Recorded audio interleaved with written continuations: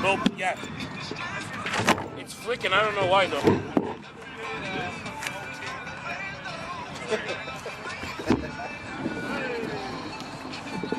Alright.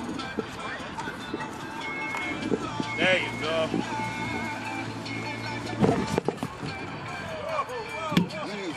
Listen, my friend. The seas are a story, my friend. I would say something right now, but I'm going to be late. What's my last name? Please spell it say it correctly. Don't worry about that, my friend. Huh? Yes, sir. Oh, yeah, I don't want to go too high, man. The winds are... I think we'll go. Yeah, we'll go with it. How about you do that? How about you do that?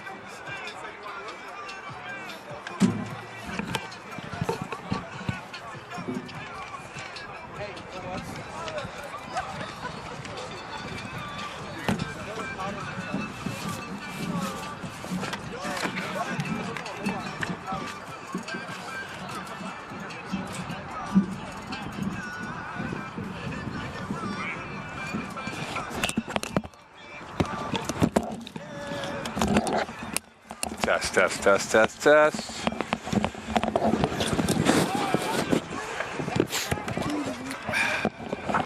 All right.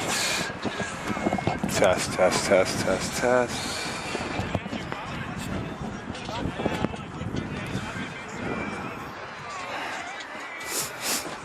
my God, it's cold. Oh, jeez. I'm rather toasty right now. No, it's my hands are cold. I put my gloves on. No one cares that you're toasty, Mo. No one cares.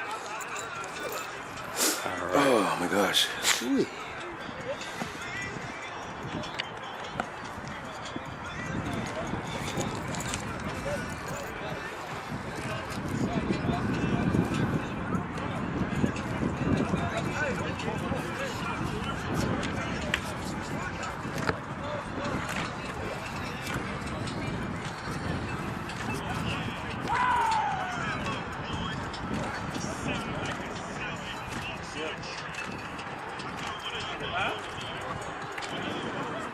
Well, give me a second.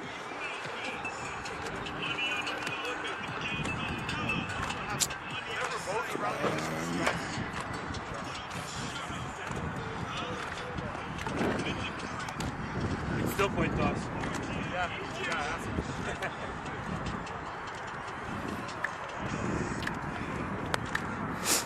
Chers partisans, est-ce que les partisans des Pionniers sont là aujourd'hui? Rimouski fait du bruit.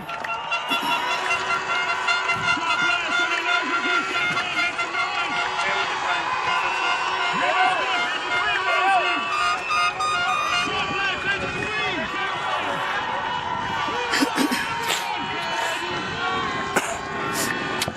Good afternoon. Welcome here to Seaway 3. It is quarterfinal Saturday, the first round of the Road to the Bull Door at Cavaliers. Brent Bach and Mo Khan on an autumnal-like Saturday afternoon. It is much colder than where it was on the weekday portion of days. And now we get Rimouski, the PNA of Rimouski, taking on the Cavaliers of Champlain St-Lambert on this Saturday afternoon, the first crossover game of the weekend. Brent Bach, good afternoon to you. We have a 6-2 Rimouski team against a 5-3 Cavalier team. Champlain hosting by virtue of their second place finish in the Southwest. A fascinating game with these two teams, given that some might say the tougher division was in the Northeast with how well those teams did in the regular season. Yeah, definitely. I mean, listen, when it comes to the playoffs, right, you have the Southwest, you have the Northeast. Perhaps the Northeast was a tougher division, as you said. But you know what? You throw out the regular season records, you throw out the regular season standings out the window, right? This is playoff football right here. Best team's going to win. The most physical team is going to win. You talked about the temperature, right? It is cold. It's a little bit windy, but more importantly, it's cold today. It's a frigid day, so you're going to need some of that physicality ready if you want to get the W here. And this one, a huge quarterfinal matchup between two teams who want to continue their season. Obviously, winner goes on, loser goes home. So I expect a good football game here this afternoon. For the Rimouski, they started off the year at 4-0. They went 2-2, losing to Jonquière and Lac-Pocatière in the second half of the season. For the Cavaliers, they had a bit of a disjointed start, losing to Drummondville way back in week 1 when it was 25 degrees. Yeah. But now here they are, a team led by Emerson Peterkin and Emile Gregoire. The 1-2 punch being what they are, being the dynamic duo. And for Rimouski, talk about their quarterback play with Demore Dion, the quarterback. can he be at the same level as Peterkin when it comes to the output of offense today? Well, I mean, look at it, right? Obviously, DeMar Dion, 20 touchdown passes on the season, right? Obviously, so he's able to toss the rock. He had 3 rushing TDs, average about 5 yards a carry. You look at Peterson, 18 touchdown passes, a couple of rushing yards. Obviously, only run rushing TD, but we all see what he could do throughout the season here at Seaway and even on the road as well, right? When he has the ball in his hands, he decides to scramble. So it's a matchup between 2 dual-threat quarterbacks. Whoever's going to protect the ball the most here, I think is going to really help their team get the W. And to answer your question, though, with obviously DeMar Dion, he's going to have to take his offense up another level to get the W. First home game for the Cavaliers in the playoffs is 2016 against Rimouski when they won 29-12 in the semifinal game, which they went to the Bull Door. And here's the return coming up towards the 25-yard line, and that is where Rimouski will begin with Leopold Dion DeMol, who, again, as Brent said, 20 touchdowns, 7 INTs. And you talk about this team, how they did. Number 81, Julien Ouellet, 517 yards, 31 catches, 6 touchdowns. He is their big play man when it comes to the offense this afternoon. Yeah, definitely. I mean, you look at it, right? He's the only receiver on this team in Ouellet who has over 200 yards, right? Obviously, it's 517 yards, 6 CDs. He's going to be the number 1 option for this offense. You know, Champlain's going to have to pay attention to him early and often. They're going to try to take him out of the game plan. Mathis Lavoie in the backfield, he ran for 831 yards.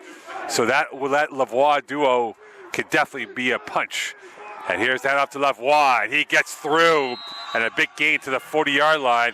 And the big low line of the Rimouski Pionnier can definitely lean on this front 7 of the Cavaliers. Yeah, Lavoie coming into this game averaged 6 yards a carry, 831 yards on the ground. We saw right there. He picked up, I want to say, 8 right there on first down. So obviously, Rimouski looking to get the run game going early in this contest, and that's going to be key for them this afternoon. Cavalier defense gave up 20 points a game this past season. Rimouski 6-0 when they scored 30+. And the first catch and the first reception is completed to Barbier, who had 7 for 115 and 2 touchdowns, and already Rimouski is in sync in this first drive. So you go see the Cavs defense right there. You see right now Rimouski going to the no-huddle offense right here. The quarterback getting on quick play. Receivers, I should say, getting on quick play from the sideline. Oh, now it looks like they're going to be huddling up. But you see what the run did on first down. You pick up 8 yards on the run. You figure second is short. Rimouski's going to stick with the run here. They faked the run, went to the pass right away, and easily picked up the first down. Right now, quality being served up by Rimouski on this opening drive. 1st and 10, another handoff. And here is the running back up ahead towards the 50-yard line. And Lavoie has had a good start so far. And right now, this Cavalier defense is leaking in the front 7, trying to stop the run. Yeah, definitely good job by the O-line up front, creating some holes there. You see Lavoie going off. On now is Maxime Tardif, number 21. Another back who averaged about 6 yards a carry. In the let-up now, again, wearing number 21 in the backfield for Rimouski. Snapper is Gabe Benoit from Montreal, number 61, the patrol cop for this front 5 for the PNA. And a pass down going to the far side. That's caught in stride. First down and more. And a big catch from the big target in Ouellet. And he might be giving problems to the Cavaliers secondary today. That's a little bit smaller in size. But when it comes to the big catches, he came with the big one right now. Yeah, good slam route right there by Ouellet. He created separation from the man in coverage. That was 18, Nick Tetreault. Tetreault is about a good yard, or 2 yards, I should say, off of him once he made that cut on the slant. The PNA scored about 34 points a game. In fact, they were 6-0 when they scored 30+. They were 0-2 when they scored less than that number. 1st and 10. Hand off to the right. And this is going to go up towards 4 or 5 yards for Lavoie. And right now, before he even gets contact, he's getting about 4.5, 5 yards per carry. Yeah, see a rare missed tackle there by number 11, Charles Antoine Blanchard, one of the seniors, one of the veterans on that defense, leading tackler this season with 36 tackles. His job right there coming down was to set the edge.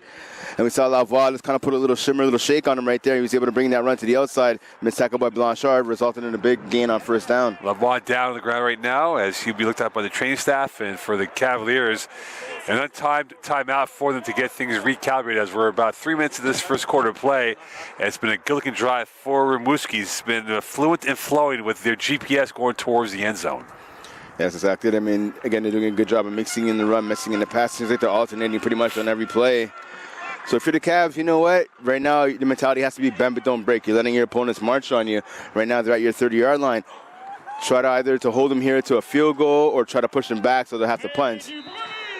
Champlain lost to Lanaudière last weekend, and Rimouski defeated Chicoutimi to go 6-2 and finish in the 3rd seed in the Northeast. Damordion Passing, near side. That is caught by his big target. And this is going to go for a couple more yards for the top pass catcher on this roster in Willette. Good tackle right there on the outside by Zach Carmel. Willette, if he would have been able to break that tackle, he might have potentially had a chance, at least for a first down, but maybe even a touchdown right there. So again, a good tackle by number 31, Carmel, for the Cavs.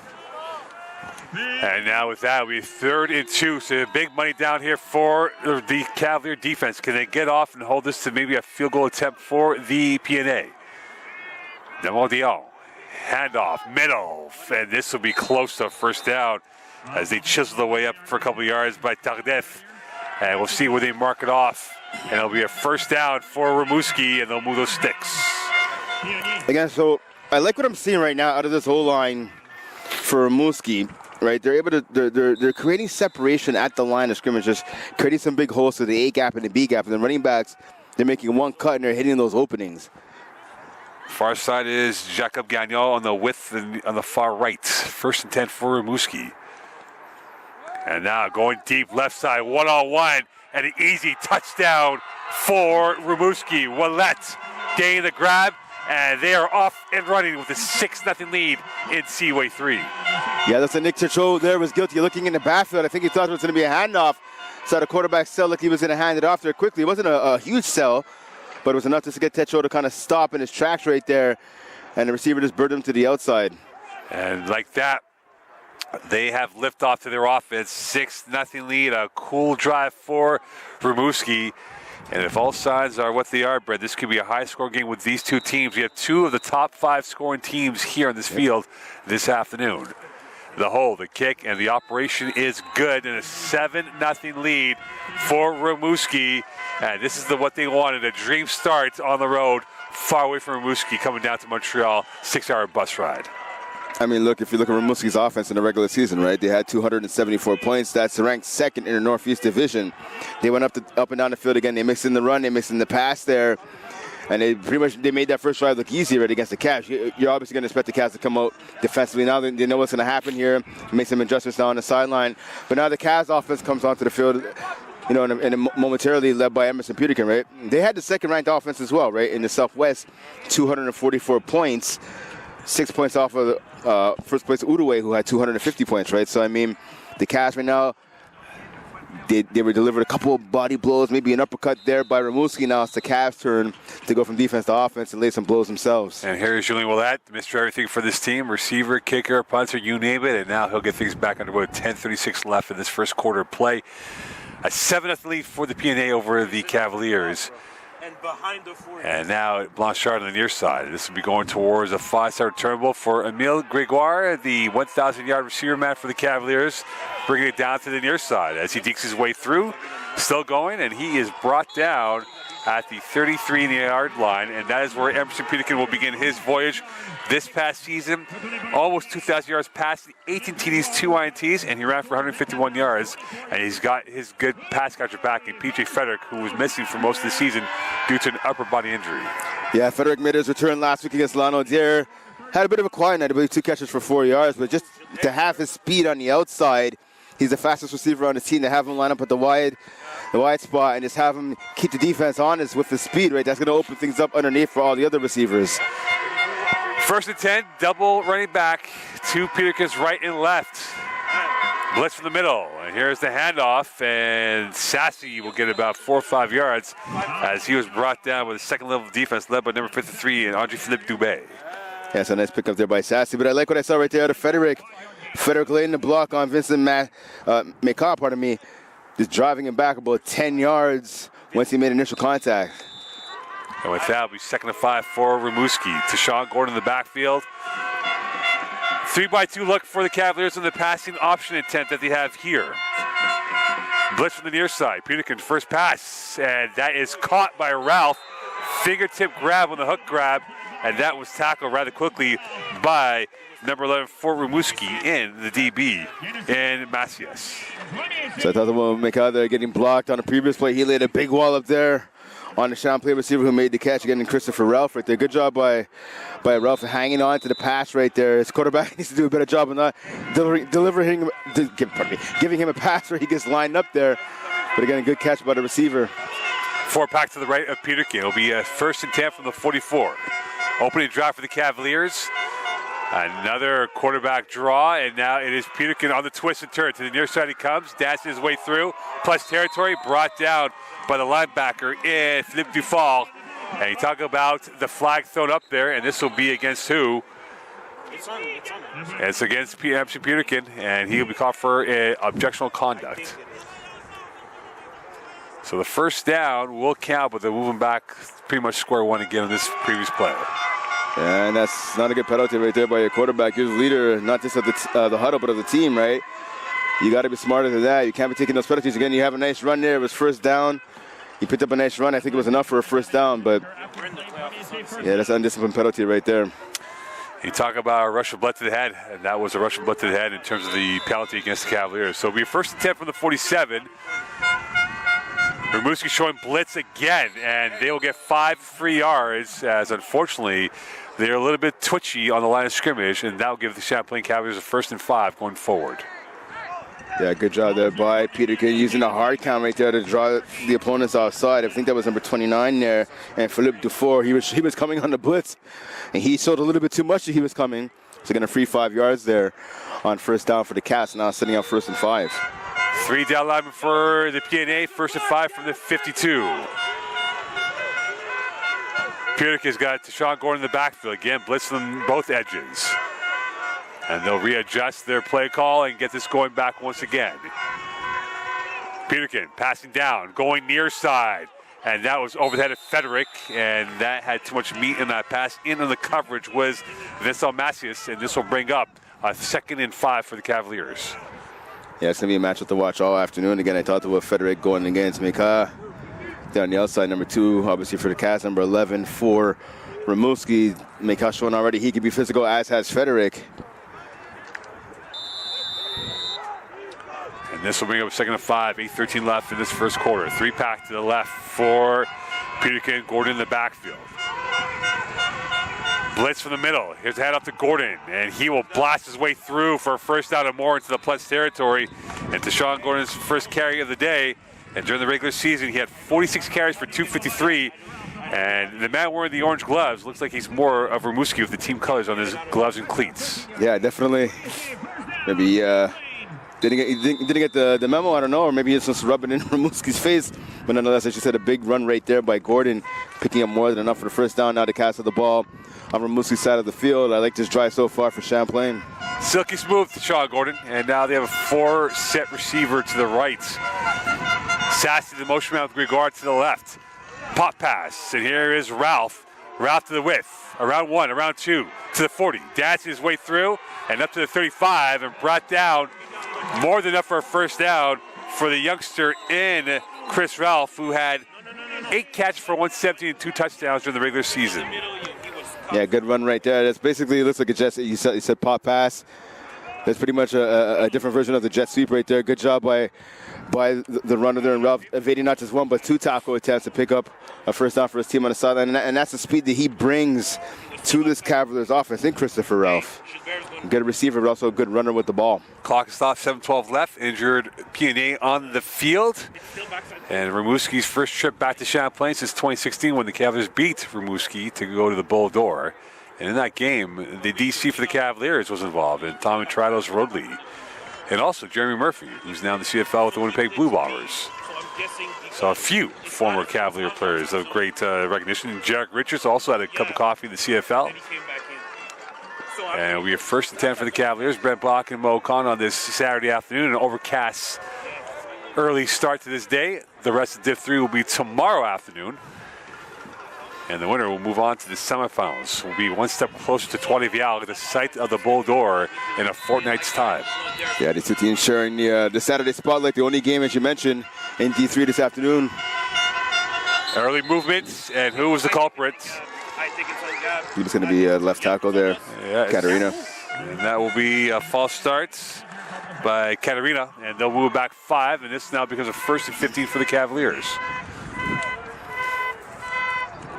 And already the Cavs have taken 2 penalties on this opening 2 drives of this game. And again, listen, I mean, it's easy to say, obviously, from the broadcast area, but we both been on the field before. You know what the snap count is. Doesn't matter what all the noise that the fans are making. Don't worry about that. You know what the snap count is. You got to maintain your focus. Peter can roll to the right. Has time, throwing, corner, Gregoire, reception, and more. And that is the arts and crafts of Peter to Gregoire. And you talk about the headliner, and that was a headline throw and a headline catch. Yeah, great read right there by Peterkin. He had the bootleg to the right. Looked like he was going to go to the left. Reverse field went all the way to the right. Saw a nice corner up by his number one receiver. None other than Emile Gregoire. Gregoire had at least a step or two on the defender. As soon as I saw Peterkin roll to that way, I said open. I don't know if you heard it at home, but Gregoire right there, again, a beautiful route. Unfortunately, that ball was just put a little bit better, a little bit further out. Had a chance to run it for a touchdown. I said Gregoire had to wait for that ball. But at least right there, the Cavs able to pick up a first down. 6:28 left in this first quarter from the 13. Gordon left, bouncing out. Away he goes, one man to beat. And he's got the touchdown. 7-6 lead to Sean Gordon coming up with the courageous finish. And a 7-6 lead, pending the extra point for that 7-7 tie. Great run right there by Gordon, and great patience as well. Waited on the block there for number 73, Dante Clark. He's waiting. Clark ended up taking out two Rimouski players with that block, so good job by him. That'll definitely be on the film. But Gordon just waiting, and he said, let me turn on the afterjets and take it to the left in for the touchdown. This game full of hunger, and right now flawless standards by both offenses to get the first points of the day on their opening drives. And now here is Enfield in for the extra point attempt. And this has been sort of a sideshow for the Cavaliers when it comes to special teams. And every point will be crucial. The hole, the kick is up and good. And we're back to 7-7 here from Seaway 3. And on serve will be Rimouski on the next drive coming up, Brent. That's exactly it. Like I said, listen, before the Cavs started this offensive drive, I said Rimouski came out. They threw a couple of jabs, a couple of body blows to the Cavs. They were able to withstand it. The Cavs did the same to Rimouski right there. They came out and said, you know what, I'll show you. I'm going to throw a couple uppercuts to you and get you kind of backwards on your ankles there for a second. And so it could be an offensive showdown like you were saying before, right after that first drive by Rimouski. This could be a shootout right here at Seaway 3. And you talk about the numbers, as I said before, Rimouski went 6-0 when they scored 30-plus points. The Cavaliers went 3-1 when they scored 30-plus points. Their lone loss was here at Seaway 3 against Drummondville in that overtime thriller back in week 1. Yeah, speaking of shootouts, that was definitely a shootout to start the regular season. And now we Anfield to kick this ball off. Two returners for Rimouski, the PNA. Looking to come back with a return of their own. And here is Maxime Tardif on the far side. On the one hop to the 20, and that ball just died on landing. And that will get it up towards the 26-yard line. And with 6:15 left, we saw the quarterback in Leopold Damordion, who had a good start, a melange of the pass and run, and his big catcher, Willette, was the decisive answer to their questions that he had so far. Yeah, he was perfect on that drive.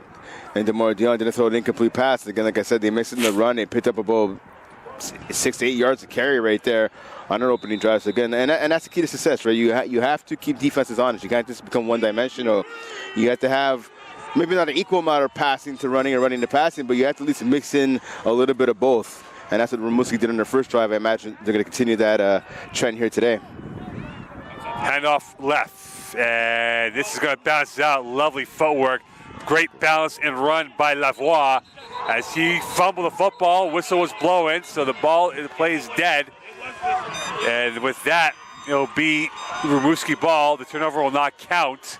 But you saw how he bamboozled Lavoie, his counterpart in the number one shirt in Blanchard.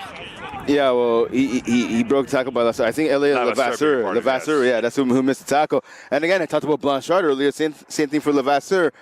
He's a really good tackler, right? He's second on his team in tackles with 28.5 in the regular season. And the running back Lavoie is pretty much Derrick Henry. He just stiff-armed him right off him to the ground and kept on running. Jacob Gagnon now occupying the width on the near side left, watched by Tetreault. 2nd and 3. Passing down, middle, incomplete, almost picked off. Blanchard was there, but the angle was wrong on his hand placement. And Willette gave up on the play at the end, and that could have been devastating. This now brings up a 3rd and 3 for Rimouski. Yeah, that pass just got away from Damordion, the receiver. Willette had to step on his man to get another slant route there. But again, that pass is just a little bit out of his reach. He got a hand on it, but it was almost deflected it right there to Blanchard. Blanchard would love to have that ball back, as would the quarterback. Ryan Ogello in the game now for the Cavaliers, 33 from the 33. Options abound for Rimouski on this next play. And here's the jet sweep. And this is going to go into a cul-de-sac. Nowhere to go for Tardif. And this will bring up a punt for Rimouski, so they will go 3 and out on their second drive, Brent, and the ball will go back to the Cavaliers. Yes, big play right there. Number 22, the edge, the defensive end, Ionas Pachonis. That's how you tackle. That's how you tackle right there. You wrap up the carrier, the ball carrier. Even if you can't bring him down yourself, you at least wrap him up and wait for some reinforcements to come. He's able to get his arms around the running back and drag him down to the ground. Great tackle right there. Good defensive stand by Champlain. Technician-like tackle by Machonis, and a punt coming up here for the PNA. And this will go high to the skyline. Far side returnable from the 50. Up ahead to the midfield point, plus territory we go. And out of bounds is a return, courtesy of Tyler Grimard. And now Tyson Peterkin comes back on for a chance to put the Cavaliers back up by either 3, if not 7 points. I like Tyler Grimard. I'm definitely a Tyler Grimard fan. Listen, he started on the team in tackles with 27.5 in the regular season. He has it on. He has a couple of pass deflections. You need him to, contribute on defense. You want to contribute on special teams. A big return right there. Ended up blowing up one of the tacklers, one of the players who attempted to make a tackle for Rimouski, and got a lot of the sideline jumping for Champlain. Now Champlain has the ball just shy of the 40-yard line. Let's see if they can capitalize now on offense. Hand off Gordon, and Gordon will smug his way through. Open hole. To the far side he goes, and up towards the 25. Still going. Flag in the back end, and we'll see where this flag came, if this was before first down or after the first down conversion by the Cavaliers. So it looks like I think it's going to be after the first down. That's where the flag stands right now. It's going to be blocking the back, unfortunately, against the Cavs. With a good run right there by Gordon. That started off real slow, and again, that's the patience right there and the vision that Gordon has, right? He was going to his right. He said, I don't like this. I'm going to go back, pivot to my left, and he's able to explode for a bunch of yards. Obviously able to pick up the first down, but again, that block in the back penalty really costing the Cavs right here.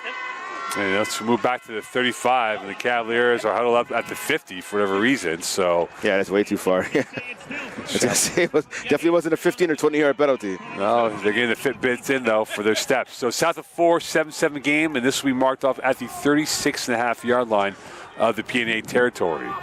First and 10 for the Cavaliers. Peterkin's got 3 to his right. Gregoire is the third receiver to that side of the formation. I guess he did. Ralph in the backfield to give a respite to Gordon. Handoff, Ralph, as he will slither his way up ahead for about 6-7 yards. And you talk about his inventive style of play, he is very slippery out in the field. Definitely, I was waiting to see Jaden Ralph, right? I mean, listen, he's been phenomenal over the last month of the season, right? He's had over 100 yards rushing in 2 in the last 3 games for Champlain. And that's that 2-headed rushing attack that we've seen throughout the season, right, with Tishawn Gordon and Jaden Ralph. So Gordon taking a much-deserved breather on the bench. Ralph comes in, picks up 6 yards on first down. Sassy now, the wide out to the right side of the formation. 2nd and 4 for the Cavaliers from the 29. 3:10 left in this first quarter of play. 7-7 game. Peterkin has time, plenty of time, going deep. Frederick, incomplete. In on the coverage was Maikai, and that will bring up a 3rd and 4, and that ball was hanging. It took a little bit longer than expected. Yeah, that's exactly it, and that's why the pass didn't get completed. Hung in the air just long enough for Maikai to come over and knock down the ball before Frederick can make the catch. Beautiful rope by Frederick. Faked the post, ended up doing a corner right there. He was wide open, but again, that ball just hung in the air a little bit too long. And the wind starts to pick up here at Seaway. And that might be influential as we get deeper into the afternoon with 2:45 left in this first quarter of play. Blitz from the middle. Handoff, Ralph, left side. And he is devoured by Alexis Imon. His first tackle, the D-lineman coming up big. He had 3 TFLs during the regular season and almost 30 tackles for the season as well. Yeah, and great tackle, injured player there for Champlain. Looks that like is Baranovsky, who's down on the ground right now. Yeah, we talked about the good tackle by Imon. The running back had an opening right there. If it wasn't for Imon, it definitely would have been a first down. And the clock stopped, 4th and 1. Decision time here for the Cavaliers. It is election day on Tuesday, but now they have a decision here to go for it, Brent. It looks like I think Champlain's electing to go for it on 4th down here. Again, 4th and a yard, maybe even less than a yard right here. So you have to imagine that they're going to get a jumbo package in there. Like to see maybe if they can get the big man Tyler Sauvé, number 5, in there, or maybe even elect to give the ball to Caleb Sassy, number 45, 2 big running backs for the Cavs. But you know what? Even the way Tyshawn Gordon's running it right now, maybe you just give the rock to him. And that's going to be the question now for this team, as Peterkin now will make his way towards Sean Mann and Coach Jerry and get things figured out here. Is 4th and 1, beg your pardon, with 2:29 left in this first quarter. Play Brent Bach and Mo Khan on this Saturday afternoon as Baranowski's being looked at by the training staff. And coming on out there is Dante Clark, number 73, who will come in for Baranowski at least for a play or two. Yeah, that's big right now. Obviously, again, if you're going for it on a short yardage situation, you want to have your best O-lineman on one of your best O-linemen on the field, and obviously Baranowski's going to have to come off for at least this play right here. So it's going to be interesting to see what Champlain elects to do here. You even have the possibility, right, of running a, you fake the handoff, you can run a play action fake and have Peterkin explode to the left or to the right on the bootleg. Maybe he keeps it himself or he ends up tossing the ball. You have a lot of options here. I know that injury does not look good. Baranowski not even putting any weight whatsoever on his left leg. And so this is not good news for the Cavaliers, losing their starting lineman. And with 2:29 left here in this first quarter play, it's a 4th and 1 and a big moment in this game that can turn it for either side. So you have, again, you can hand it up to the running backs. You can fake it and do the bootleg. You get quarterback sneak right up the middle. A myriad of options right now for Champlain. So if you're Rimouski right now, you're going to have to make sure you plug up those A-gaps with the 2 big boys up front there, number 94. And number 94 is then, I think it's number 97 as well. So it is a big play now. 4th and 1, eyeball to eyeball we go. Peterkin. Are they trying to draw them offside? Peterkin going to the left, and he will smuggle his way up ahead, and they get a first down. So they were patient, and they got that timed up perfectly. As I said, that's one of the options right there, the QB sneak, and that's the easiest of all the options. If you turn around and hand it off to somebody that running back or fullback might, so usually at least about 3 to 4 to 5 yards behind you, right? You know what? You're directly behind the first down marker. Just had that QB plunge right up the middle. Credit to the center right there, and both guards just pushing forward, making sure Champlain got the first down. 1:44 and rolling. And the Cavaliers looking to get some points, hunger, and exchanges right now with these two teams on the first 2 drives. Blitz to the safety position. And here's Ralph Gore towards that position, and he will get about 6 strong yards on that play as he was brought down by Jeff Harrison. And this will bring up a 2nd down coming up for the Cavaliers. Yeah, good gain of 7 right there. Ralph's first carry was a gain of 6. That one right there, second's a gain of 7. Good job by him. Again, now you're making it 2nd and 3, right, from the 18-yard line. Again, plenty of options available right now for the Cavs. You can stick with the run if you want. You can go with the pass. A lot of different things you can do right here offensively. 1 minute left in this first quarter. 2nd and 3 from the 18 for the Cavaliers. They've stuck to the ground game on this drive primarily. Peterkin now on the pass. Going flat. Sassy. And he will be twisted and turned. Still going. And he's brought down. Well tackled by Gilbert Gay on that tackle. And this will bring up a 3rd down and about 1 coming up for 2 yards. Yeah, good tackle there by Gay because Sassy was trying to stiff arm him right off to the turf. And look to pick up a couple more yak yards there on the right-hand side. Good tackle. Luckily, though, that tackle was kind of made at an awkward angle, too, right? You saw like a lot of twisting of the lower body. So good. Luckily for Sassy, he didn't get injured on that play. 3rd and 2 for the Cavaliers. This might be the last play of this first quarter with the clock rolling. Gordon in the backfield. Sassy now the 3rd receiver to the right of this formation. Passing play for Peterkin. Has time. Middle. Crosser. Gordon. Dropped it. Heart and mouth moment. A blush on his face. And now with 8.1 left. 4th and 2 for the Cavaliers. Yeah, listen, that wasn't the greatest pass from Peterkin. You would like to see them get the ball up in the chest, or that's a little bit higher to Gordon. But again, Gordon, it's so catchable ball. Gordon got his hands on it, right? And if you get your hands on it, as I always say, you got to make the catch right there. You have to imagine, again, Peterkin might have wanted that pass back because, again, the running back was open. But credit on that play, though, to the offensive line. They gave Peterkin, I counted, at least 6 seconds right there to throw the ball. That's an eternity in tackle football, right? So good job by the O-line, just the lack of execution there on that throw, and obviously the drop, most importantly, right there for Champlain. Right now, it wasn't the perfect science in that play for the Cavaliers. And now for Sean Main, from the looks of it, he's keeping on the offense out there on this 4th and 2 with 8.1 left in this first quarter. And you know what? I agree with this right now. Your offense is marching up and down the field with ease, especially with the run game, right? You know what? Keep the offense on the field.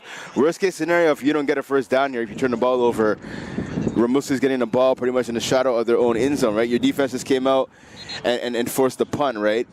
After only a handful of plays, the last time Rimouski had the ball. So, you know what? Obviously, you want to try and get the first down here, but if you can, it's not the end of the world for Champlain. 8.1 left here, Brett Bach and Mocon this Saturday afternoon. Another 4th down conversion for the Cavaliers attempt here. They were 1 for 1 so far in this drive. Gordon will be in the backfield with Ralph. Chris Ralph, that is, number 7, who's now flexing back to the left side.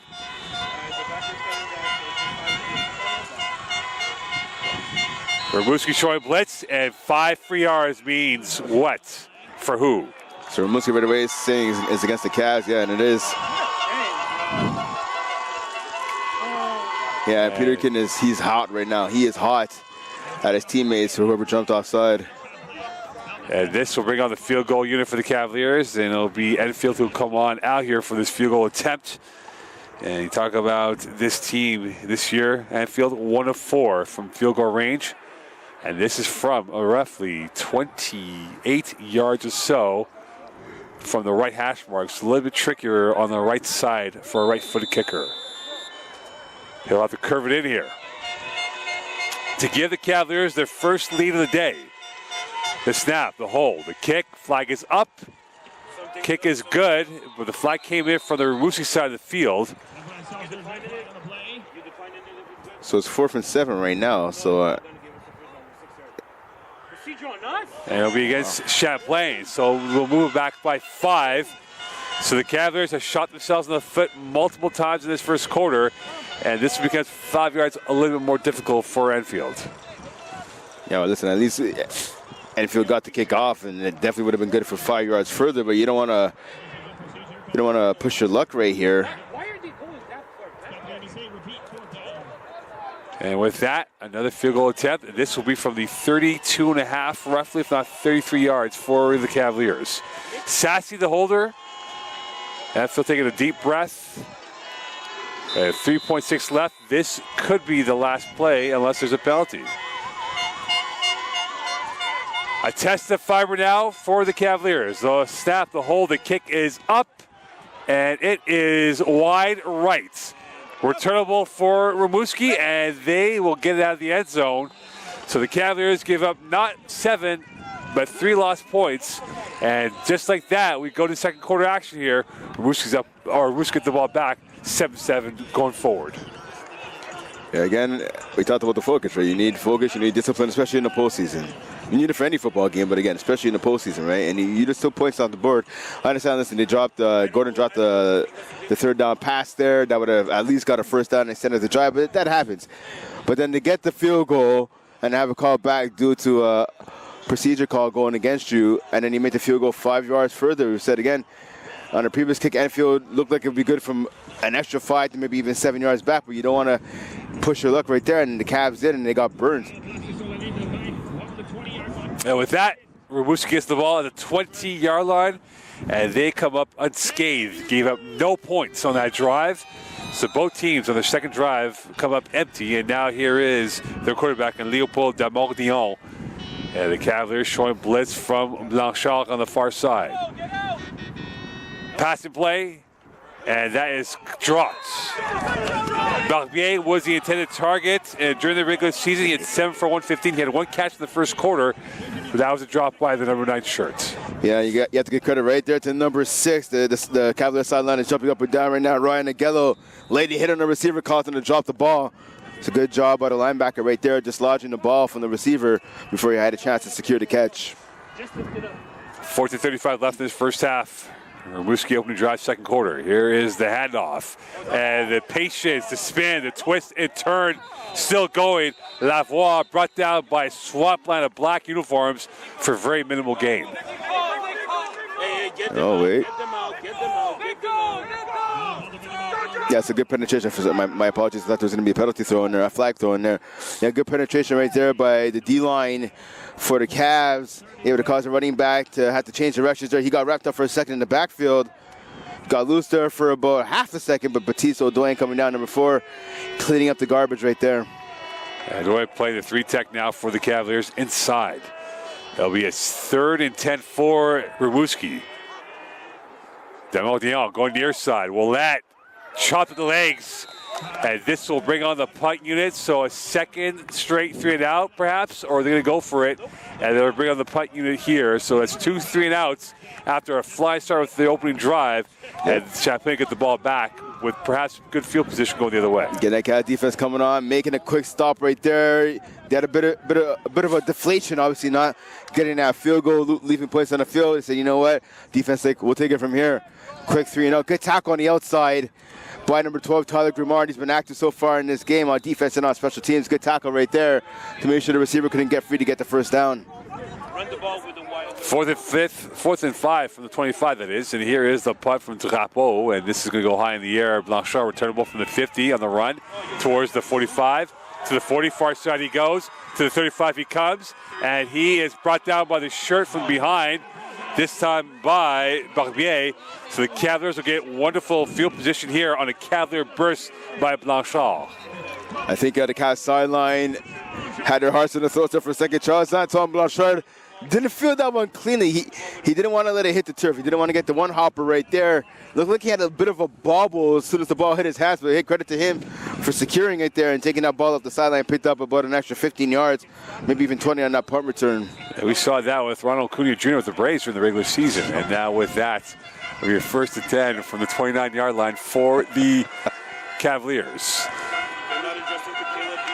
Ralph in the backfield with this play. And here he is to the left. Ralph going through, bridging his way through, and he was somersaulted from the ankles by Gourdeau, and this will bring up a 9-yard gain for the Cavaliers. Yeah, good job by Ralph right there. Hanging on to the ball, that's difficult when you're spun topsy-turvy like that. It's a good job by the running back again. A pickup of 9 yards, so he's had a run of 6, he's had a run of 7, he's had a run of 9 right there. Keep feeding him the rock. Gourdeau had 1 TFL, 8.5 tackles this year for the PNA, and this will bring up a 2nd and 1 from the 20 for the Cavaliers. Frederick now on the width near left. Being shadowed closely enough, and here's the handoff to Ralph. A little twitch move, and he's brought down by the big man, Alexis Boivin, who during the regular season had 13 tackles for the PNA. Yeah, 5-yard gain right there. 5 yards has been the shortest run he's had of the afternoon. So, you know, if you're Champlain, he'll take that all game long. Got a good run right there, picking up the first down. And we 1st and 10 from the 16. Cavaliers trying to redeem themselves from their last drive where they came up empty. And now a chance. They are lurking. Tails are high up in the air, trying to get points. Peterkin's got 3 to his right. And here's a passing play for the Cavaliers. Going middle, open, Gregoire, and off the uprights. And by the grace of the football gods, Rimouski thanking the powers to be as that ball hit the uprights. Otherwise, that was 7 for the Cavaliers. Gregoire was open. He ran 2 routes there. He ran the fake corner, ended up turning into a post. He was open on the corner. Obviously, in retrospect, in hindsight, he would probably just prefer to run the corner right there. But he burned the defender, and unfortunately, the ball couldn't burn the upright right there. So again, you talk about the football gods doing Rimouski a favor right there. They came through in the clutch, batting down what would have been a for sure touchdown right there. Blitz to the near side. Here's Ralph to the right side. Bouncing, still going. Away he goes. Ralph still dancing to the 5. Ralph forced out of bounds as they get a 1st and goal now for the Cavaliers. And Brent, we talked about the small details to games here, and that could have been devastating for the Cavaliers if they came up empty, but now they're close towards the end zone. Well, that's exactly it. I mean, listen, and that's the outside contain. I talked about it earlier for the Cavs. Well, look at Rimouski. They had 3 guys in position to make a tackle. They had a defensive end, they had a linebacker, and I believe either one of the corners and one of the halfbacks. All 3 guys missed. Ruff had a chance to break that to the outside and pick up more than enough for the first down. Good vision, good agility, good footwork right there by Jaden Ralph. Paul safe stuff from Jaden Ralph on this drive. 1st and goal for the Cavaliers from the 4. Peterkin Pumping, going, corner, Gregoire. Touchdown, Cavaliers. And Champlain getting their first lead of the day with 10:19 left, penning the extra points. Great move right there by Gregoire. A great pass as well by Peterkin. Gregoire had to step on his man. Peterkin put that ball right in there. Gregoire jumped up and made the grab, so that made up for that missed touchdown a few plays ago. So Rimouski has work to do in this second quarter of play, and Brent, right now, the clues to this game, the tail of the tape. Right now, Champlain's found their footing, but Rimouski has yet to find that in their last couple of drives. That's exactly it. Listen, I mean, Rimouski, the last 2 drives, right? 3 and out, 3 and out. Their defense hasn't been playing bad for Rimouski. Obviously, I mean, again, they were able to get off the field on the last offensive drive by the Cavs before surrendering any points due to the missed field goal by Champlain. But your offense has to carry their end of the bargain, right? They have to carry their weight. And right now, they're about to come back on the field. Even if they can't score any points, to talk about Rimouski here, they at least have to get more than 3 plays off. And the trash talking going on with these teams here. 14-7 lead for the Cavaliers. Many were fearing the worst for the Cavs, playing a very powerful Rimouski team, but right now the Cavaliers have been fruitful on this drive. They were fruitless for a couple of drives, but now we'll see if the PNA can find some fruit on their next drive. Yeah, this is going to be big here right now. Big touchdown right there by the Cavs. They got back the momentum that they lost with that missed field goal. If you're the Cavs defense now, if you can get another 3 and out, or at least get the ball back, you know, even if it's not 3 and out, if you can get the ball back to your team and if they can score before halftime, that's going to be huge. This game might be over before the second half starts, but obviously we're going to have to see what Rimouski does here offensively. Champlain about to boot this ball, courtesy of Nargessi, Arvin Nargessi, a left footer. Try a little bit of deception coming off this kick of his, and he will go to the near side. And this is returnable coming courtesy of Tardif on the 2-hopper out of bounds, and they pin them deep. And you talk about left-footed kickers, not the same angle when it comes off the left than it is on the right. Yes, exactly, and that really throws players off. And that was the backup running back there, Maxime Tardif. That left foot. So the ball ends up, what it ends up doing if you're the receiver, if you're the returner, I should say, that ball ends up going to your right-hand side, and it kind of dives there at the last moment or two, right? So obviously the returner Tardif thought the ball was going to fall in front of him. It did, but it bounced to his right. It went off his leg and out of bounds. So right now, starting at the ball at their own 4-yard line is Rimouski right here. So you're the Cavs. You have a great opportunity here to hold your team, hold your opponents, maybe even take a safety right here. Good to find that passes in play now. Play action going deep, near side. Willette was the intended target in on the coverage with Grimal, but that ball had a little bit too much meat on that pass from Damon-Dion, and it feels like, Brent, it is only one option right now for this PNA offense, and it's number 81 on the passing attack. Well, that's exactly it. I mean, we said it before, right? He's the only receiver on his team to go over 200 yards. I mean, that's no disrespect to the other pass catchers, right? Guys like Anthony Gagnon, Jacob Gagnon, we saw before Antoine Barbet, but those guys just aren't the playmaker that Willette is, right? And we've seen this throughout the regular season. Obviously, we're seeing it here today at Seaway 3, right? And they're going to need, speaking of Rimouski, they're going to need some of those other receivers to step up. We saw what happened with Champlain, right? Emile Gregoire was hurt during a game. PJ Federer's been out, the last couple of games. This came back recently. Jaden Etchell's been out, right? Other receivers stepped up. That's what Rimouski needs for their team today. Hand off. And here's a big hole. And this will be close enough there, first down for Lavoie. We've not mentioned his name as much, but quite the cracking effort on that play by him. And this will get towards a first down here for the PNA, 7-yard gain. And he's the best player on their offense, right? He's the best player. Give him the ball, and that's what you need to get out of the shadow of your own end zone. So obviously, this is the first down for, actually, no, they were saying third and long Third now. Yeah, third down. My apologies. And in fact, Rimouski, Damon-Dion wanted to go no huddle. They had Champlain on their heels, but Rimouski called the timeout. And with that, will be a 3rd and 2 coming up here for the PNA. And this is a big drive, Brad, because they're down by 7 with 9:36 left. If they go another 3 and out, and the Cavaliers get the ball back with great position again, it could be really one-way traffic here for the Cavaliers. Yeah, well, that's exactly it. That's what I was saying before the drive started, right? If you're the Cavs and you can get the ball back, whether it's a 3 and out or even a couple of plays from now, let's say if you're Rimouski can't get it at least to midfield, you get the ball back to your opponents, and the Cavaliers, depending where they start the ball, will be in prime position to score and add to their lead And obviously they want to try and kill some clock too, right before we hit halftime. Well, the opening episode of the drive was 7 points for Rimouski, and since then they've been bereft of points and looking to get themselves a third down conversion, a 3rd and 4 from the 14 with 9:36 left in this first half. Demordial trying to create a little bit of trickery and magic here. Can he mastermind points down this drive?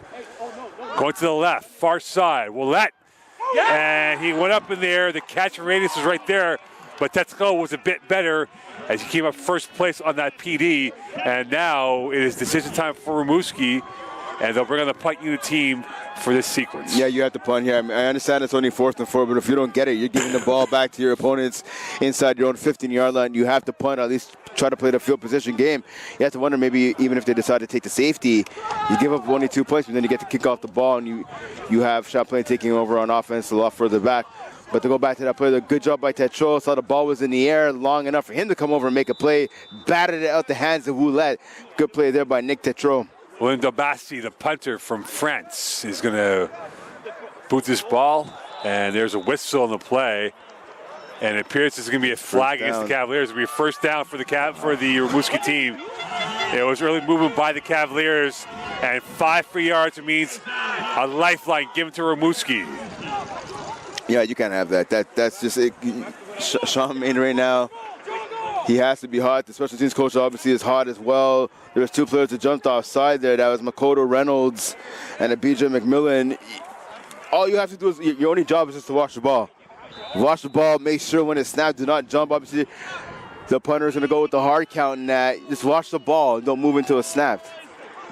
Lifeline, handoff. And this is going to be a crunching tackle. 1 versus 1. Lavoie trucking the DB in Lavasseur. Yeah, you can hear that hit all the way up here in our broadcast area, and that's football right there for you. It doesn't matter what the weather is, but you have to imagine those hits feel a little, they hurt a little extra in this cold weather. And Gail Benoit, the snapper, he got hurt in pregame warmups. Yep. And it appears he's favoring his left side again.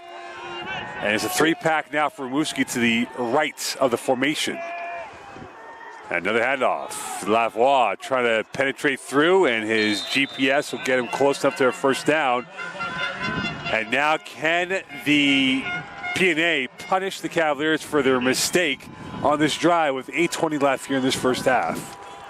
I'll tell you what, up front right there, I think it was Thierry Antil. He got away with a bit of a hold there. He was definitely holding the big D lineman there, and Baptiste Audouin. Quick snap. And the twist and turn and the wash machine finish right there by Lavoie, or I beg your pardon, the backup running back in Tardif, got a couple yards on that play. And this will be marked off at the 35-yard line.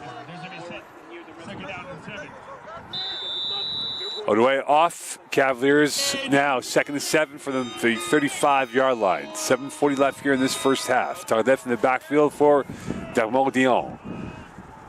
Rolling to his left, has plenty of time, firing up in the air, intercepted, picked off by the Cavaliers, and this time Nick Continental coming up with the goods on that INT, his 2nd INT of the season, as he beats Mainville to the catch on the far side. Yeah, I'm not sure what the quarterback was looking at right there. Nick Carter now was going stride for stride with Mainville. He was not open. Mainville was not open whatsoever. I can understand you can get enticed with the one-on-one coverage right there, one-on-one matchup you have on the outside. But again, Nick Carter now is right there, step for step with the receiver. If you're the quarterback, you either run with the ball, look for someone else to throw it to, or just simply throw it away. It's a crucial bad turnover right there by the QB for Rimouski. Cavaliers got away with penalty on their own. Now they get the ball back and offside. Unfortunately, trying to time it up was Gilbert Gay, who tried to time it up, but he was about a yard past the line of scrimmage. Yeah, see a lot of linebackers and defensive ends, or even people on the blitz, they try to time up that snap count right there. If you get there on time, you're a genius. You look like a genius, exactly. You look like a genius 100%. and you have a chance to get a sack or a tackle for loss or what have you. But again, he came in just a half second too quick right there, giving 5 yards to the Cavs. 1st and 5 from the 51, 7:13 rolling. Sassy now the width, wide out to the left. And now it is the Cavaliers who will get back the 5 yards to Rimouski, and that is on Katarina, who will be called, who went 2 yards past the line. And that's going to be his second offside, second false start right there. Again, I understand you're excited, but you know what the snap count is. It doesn't matter what the D-line or the linebackers are doing up front. They'll be switching, they'll be moving from side to side, they'll be flinching, faking like they're coming. You know what the snap count is. So we're about to score one in this opening part of this drive.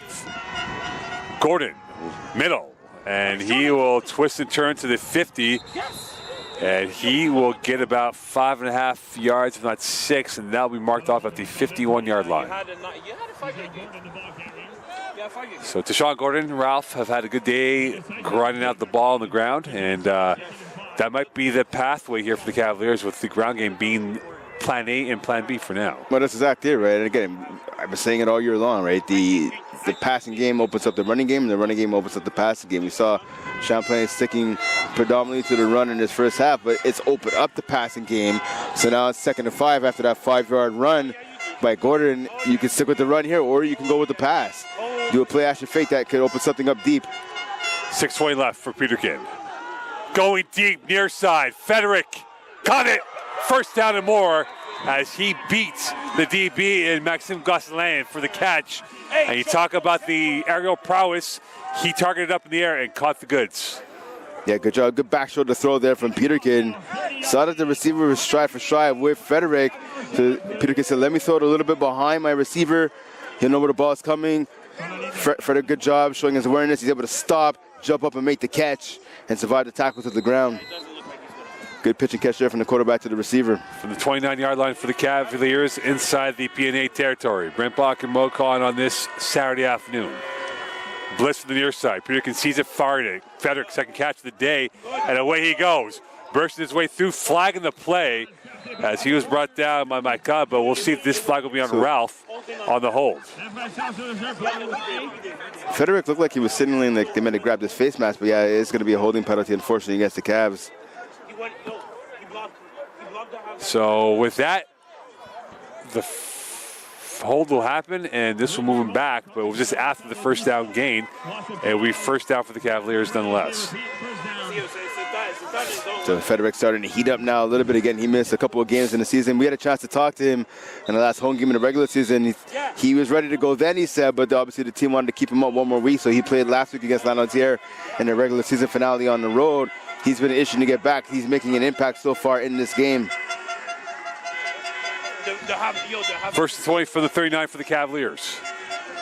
Double cut. Peterkin, middle. Ralph in stride.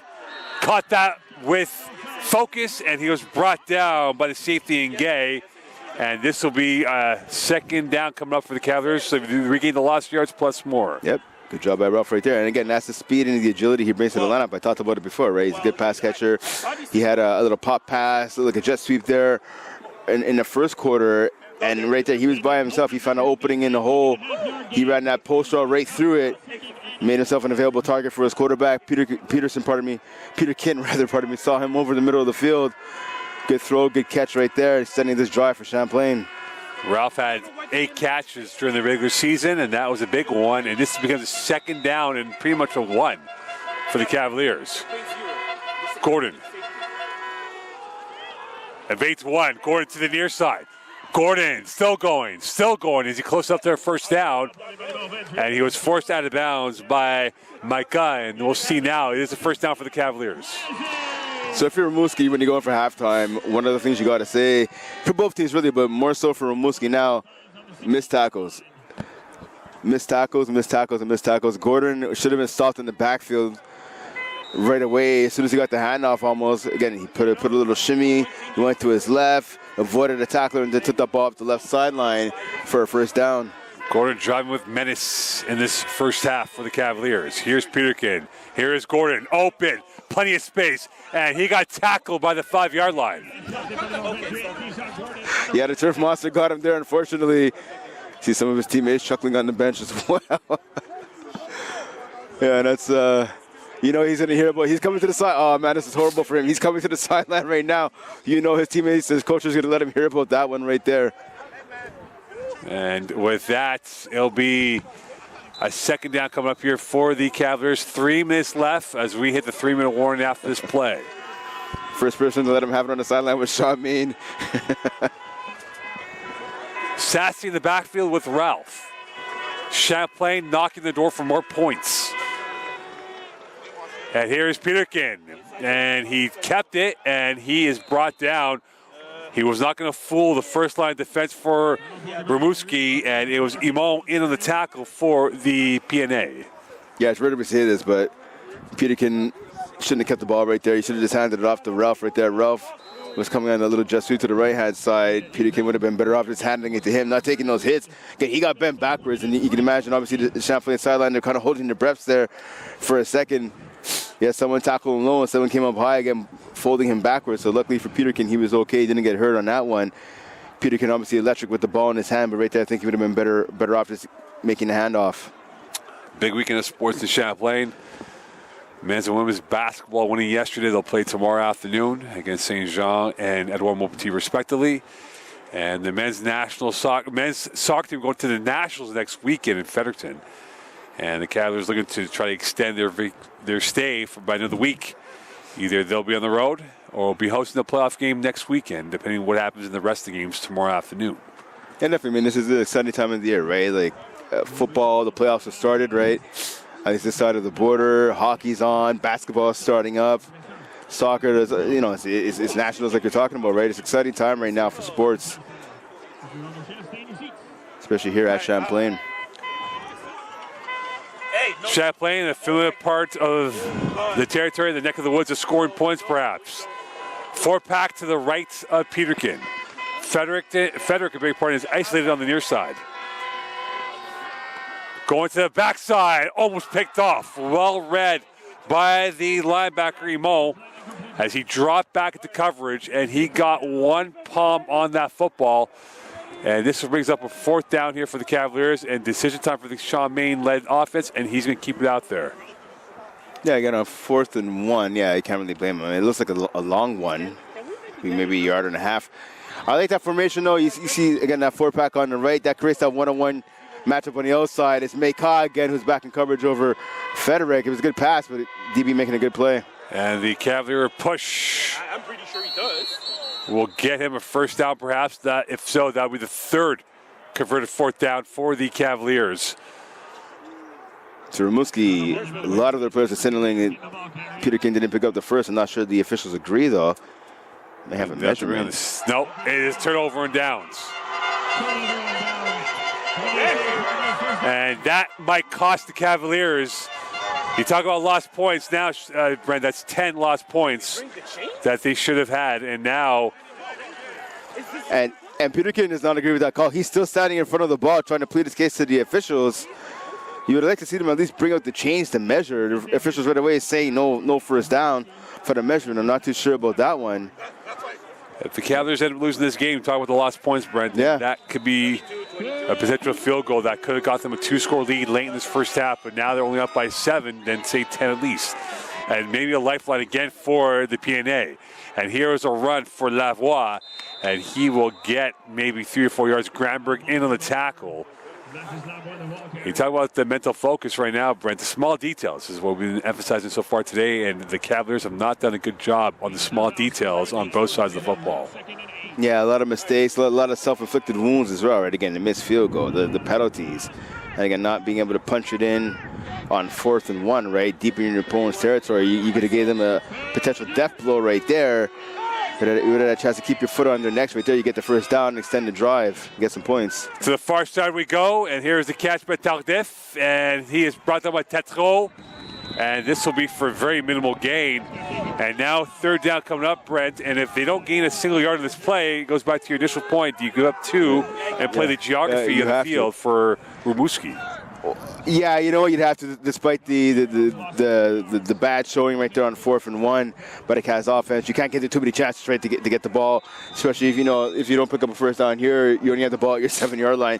You don't want to get the ball back to your opponents, inside your own 10, right? I would take the safety And deep in the territory is Demodion. Tetro will repel that ball away, playing safety first in that, literally. And that was intended for... They're going to give the points. That's why he put Yeah, it's a good job by Tetro right there on the tackle on the previous play, and the pass deflection right there on 3rd and long. So good job by him making a play. And now we're driving the I know. Might be the defensive player of the game, or at least one of them in combination, obviously, with Nick Cardinal, who got the INT earlier in this contest. And Mathis Gagnon-Landry is down on the ground, number 99. And now for the Cavaliers and for the PNA and for head coach Maxime Lapine, what he will do on this next sequence. There is 1:55 left. You're only down by a score. At minimum, it could be 2 scores. But you might want to play that field position game here in the game of risk. But that's exactly it right now. Listen, you give up the safety, you play it smart right here, right? So it's going to be a 16-7 lead for the Cavs. And you punt the ball back to them. Again, the Cavs will get the ball back, you know, around midfield or a little bit after that, versus, you know, you turn the ball over to your opponents at your own 7-yard line. Grimard is at the 35 of Rimouski. And that's not a misprint. And they'll give up the 2, so the Cavaliers do get a 2-score lead. And it'll be 16-7 with 1:52 left. And if you were to look at it this way, if you're Rimouski, you're probably happy with the score line, given how things have not gone your way after the first drive when you were flying out of the blocks. If you're Champlain, it's incomplete how many missed points they've lost and penalties they've taken compared to Rimouski so far. I mean, listen, if it wasn't for those self-inflicted wounds right now, Champlain would be up 29-7, right? We talked about they gave up the field goal. They missed the field goal, pardon me. Yeah. Yeah, and then you have the touchdown. Well, probably would have ended up in the touchdown where they couldn't get it on 4th down. So, yeah, again, the score should be 29-7 versus 16-7 right now. Game's still in the balance right now. Cavaliers have been stunted a couple of times by Rimouski's defense and now trying to penetrate through. Can they probe their way up for more points with 1:52 left in this first half? Peterkin's got 3 to his right. Blitz from the far side. Peterkin, time, stepping up, evading. Away he goes to the far side, to the 35. Sliding out there like Shohei Ohtani at the 40-yard line. And he will get about 5 yards on that play.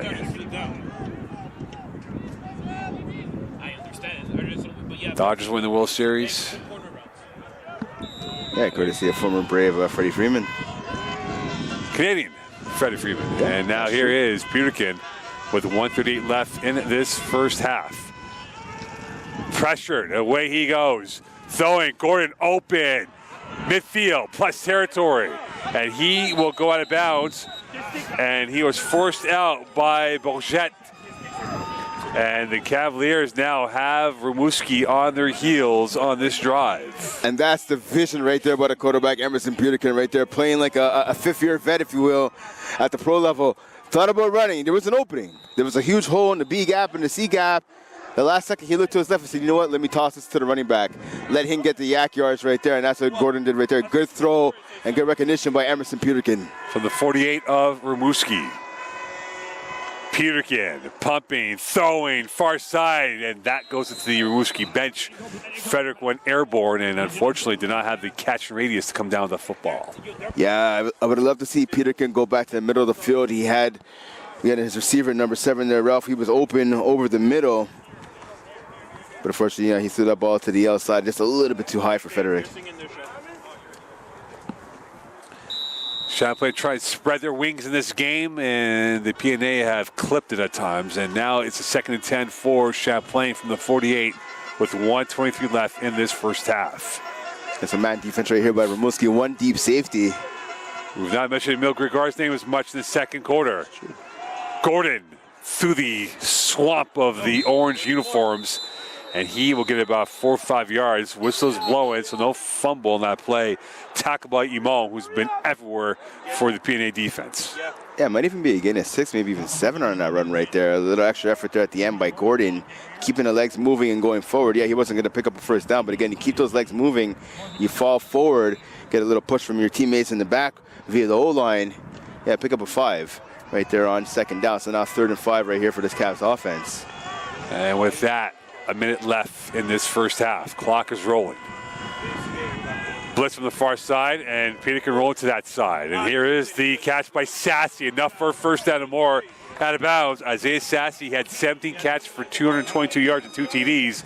And he might be small in stature, but he's got sure hands for this Cavalier offense. Yeah, Sassy, one of the receivers I was talking about earlier, that's really stepped up due to a lot of injuries in the lineup. When he's had his name called, he's delivered. And he's been open. I've been watching him a lot. He's been doing those out routes, and he's been sitting sometimes all alone on the sidelines by himself. So good job by Peterkin of finding his receiver on the sideline. And an even better job there, Sassy, making sure he got the catch and got enough yards for the first down. 55.6 left here. First attempt from the 31-yard line. Sassy Gregoire on the left of this passing attempt, perhaps, for the Cavaliers.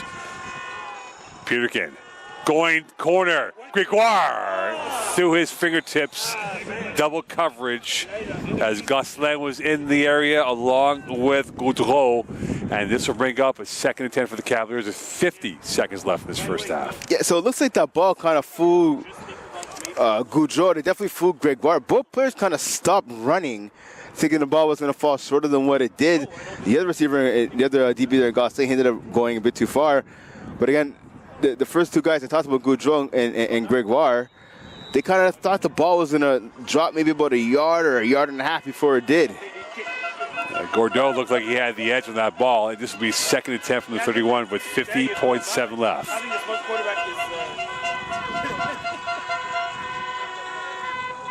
Peterkin flushed out, backing up, pressure now, dead end, throwing it, Frederick using the magical touch for the bag of tricks in his repertoire, and he got himself about 4 or 5 yards of that play. Peterkin looked like Lamar Jackson right there. Went to his right, went to his left, went forward, went backwards, spun around, still got the ball off, drawing a lot of oohs and ahs from obviously the both of us in the broadcast booth, but from the tons of fans here at Seaway 3. Great throw right there, but the quarterback didn't pick up a first down, but it picked up 7 yards. 33, 31 seconds left in this first half. Cavaliers could get off 2, maybe 3 plays. Peterkin going end zone. Frederick! He did! And that is caught. We're at the 2-yard line with 21.9 left in this first half. And that was a pedigree-like catch from P.J. Frederick. Yeah, the ball, the momentum caused Frederick to go out of bounds. A little bobble there, but a good job by him of making sure he pulled in the ball at the very last second before getting those feet out of bounds. Showing some toe drag swag right there on the sideline. Good job by him. So, again, so now you have 21.9 seconds remaining here. You have time for at least 3 plays. And now a moment of truth for both teams. Rimouski comes up with a stop, they might have momentum going in the second half. If they give up points and they give up 7, it may be no longer a hill, but a mountain to climb for the P&A. Passing down, Frederick boxes his way through for the touchdown. Champlain up 22-7, 17.9 left in this first half. Yeah, OC called against Frederick. He spun the ball. He didn't even do it. I don't agree with that call. The defender made the tackle. Obviously, Frederick was already in the end zone. The receiver was walking away, and Frederick spun the ball on the ground, drawing a flag from the official. I don't know. That's a bit of a ticky-tack call right there. He wasn't rubbing it in the face of the defender. Again, the defender was already walking away, not even looking in Frederick's direction. But nonetheless, more importantly, a big touchdown there for Champlain, able to punch that ball in right before halftime. Shot!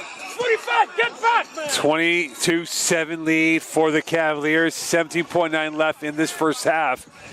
And right now, for the Cavaliers, Brent, pending the extra point from Enfield, if he hits this or not, as we have the snap and the hold, and the kick is good.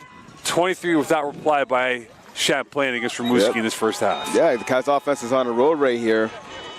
There's all this conversation between head coach Sean Main just talking to Frederick. Hey, I'm happy you got the touchdown, but you got to be smarter, man. You can't be giving your opponents the free 15 yards right there. So former Champlain Cavalier, current Carlton Raven there, Anthony Lightfoot there on the sideline just talking. Obviously, one of the many former Cavaliers coming back to watch this playoff game, talking to Frederick as well. And now it gets a little bit more tenuous for the P&A of Rimouski. So now the kick because of that penalty called against Frederick right before the extra point. 15 yards back now will be the kickoff for the Cavs here. That'd be from the 35-yard line for Enfield, as the Cavaliers like to get off a deep kick and get out of this first half unscathed of giving up more points. But for Rimouski, some homework to be done in the second half. Enfield will go for the low liner, and a one hopper takes a hop in the air, still alive, and we're covered in time to the near side of Cubs. Here's a chance here, and this is going to go for extra few more yards for Gilbert Gay. And with 10.6 left here, a couple of plays here and there, and Rimouski might be in field goal range. Yeah, they're going to have to move the ball, though, quickly. Again, as you said, 10.6 seconds remaining, right? If you're Rimouski, you need a quick play right here. You got to pick up at least, I want to say, with the ball, just past your 150-yard line, you got to pick up at least 30 yards right here to be in a decent field goal range.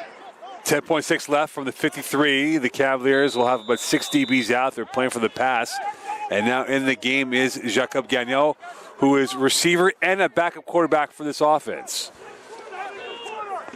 And Gagnon now will be the second receiver to the left of the formation full, Damordion. Yeah, 1 for 6 so far this season. Jailbreak, and away he goes, looking, throwing, deep pass, and picked up by Grimaud.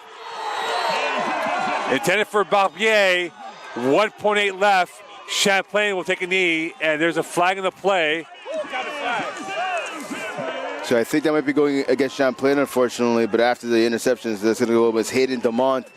He was missing up with 2 of the old linemen from Rimouski. The old linemen were clapping, but again, it's not really going to matter in the grand scheme of things. With 1.8 seconds left, Champlain was most likely, not going to be able to add to their lead there after the INT by Grimard. Damordion had 7 INTs during the regular season. He's thrown 2 so far in this game. And with 1.8 left in this first half, Champlain isn't in the lead, but it's been a sloppy affair for them with the number of penalties they've taken in this first half. And for Rimouski, they'll have to go on the drawing board and reconsider and reconfigure for the second half. Yes, exactly. Again, halftime couldn't come quick enough for them. As you talked about, they're going to have to reconfigure. You're going to have to figure out what they're going to do, not just offensively, but defensively as well, right? Again, they're giving up huge holes in the run game, right? And obviously with the offense, again, they've struggled. They had that great first half, great first drive of the game, but that's pretty much been it. After one half, it is Champlain 23. It is Rimouski 7. We're through 30 with 30 to go. Champlain, could they come up with the goods to win this game? We'll find out in the second half. Stay tuned.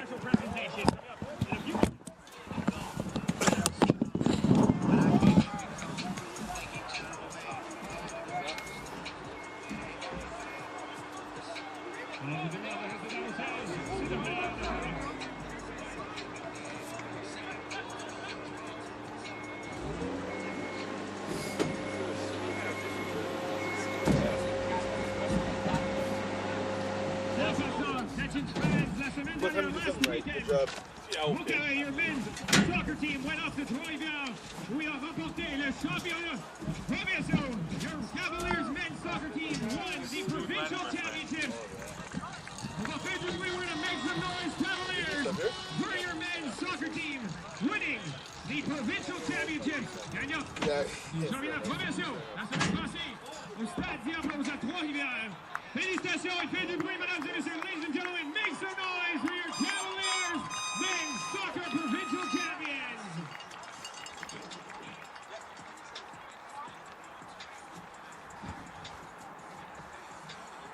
Et maintenant, on se passe dans quelques instants une compétition de bunt. The placement, the field goal competition coming up in a few moments.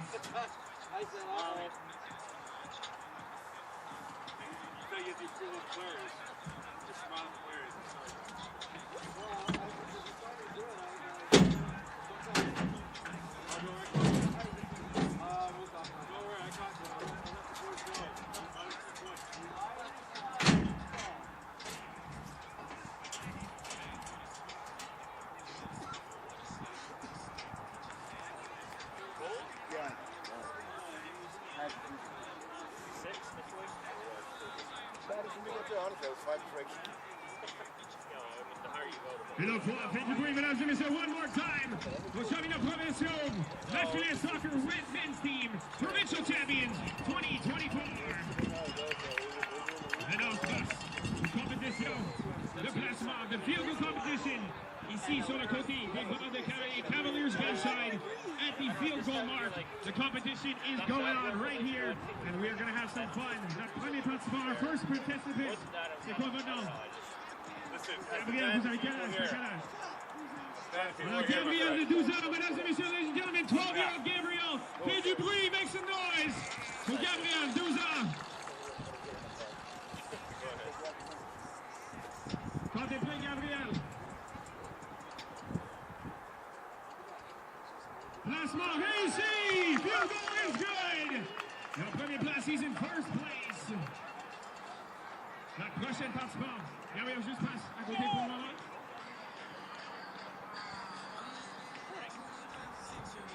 Chers partisans, maintenant on a Frank. We have Frank participant. Fais du bruit pour Frank pour son pas de placement.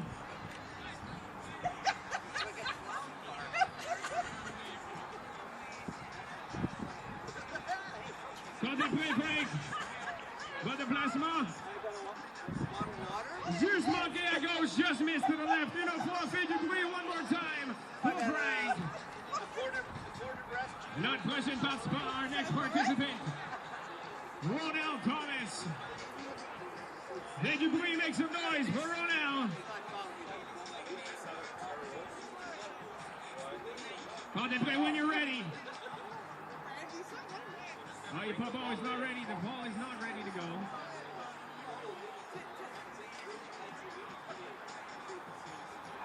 Placement, Maggie Alva missed underneath the field goal. We'll ball one more time for Ronald Thomas.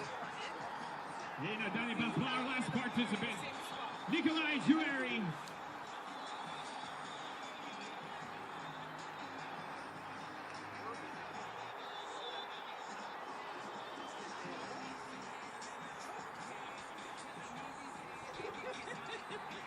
But the placement de 12 balles.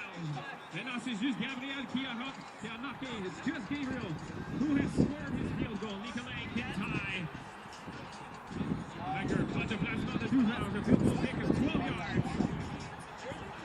Placement manqué, missed. OK, il y a des winners. Gabriel, mesdames et messieurs. 12 ans, monsieur Gabriel. Félicitations. Congratulations. Bonne deuxième demi. Enjoy the second half, everyone. N'oubliez pas d'aller au Thompson, head over the canteen, juste à côté de l'entrée du terrain. Et your Cavs merch, your Cavs merch table located near the entrance of the field, along with the canteen, just next to that table. Merci beaucoup, thank you for your support. Et bon, ramasser, bon, équipe féminine, volleyball, the funds raised. Half go to the women's volleyball team, and half go to the football team. Merci beaucoup, thank you.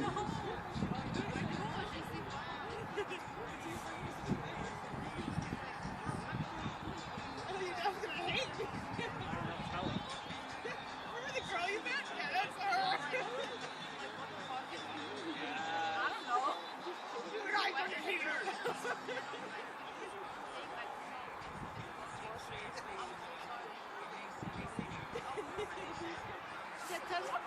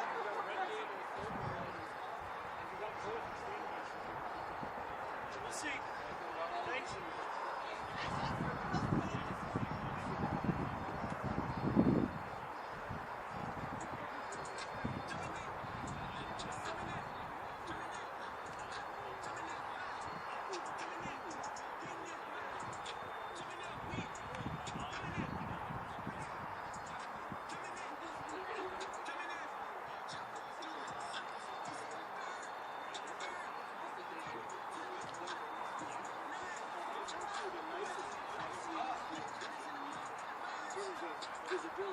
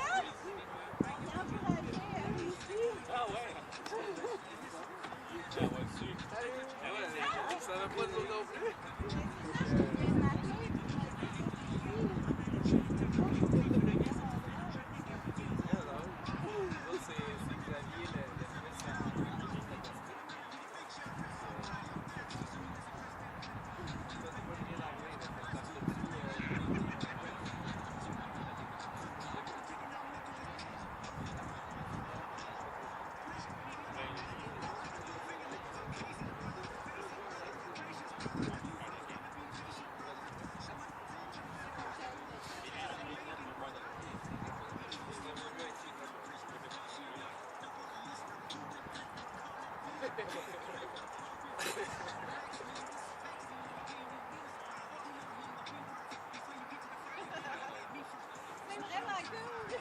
C'est très drôle! Ça ne montait pas de ça! Hey! Ah, t'es en train de la game que t'as dit?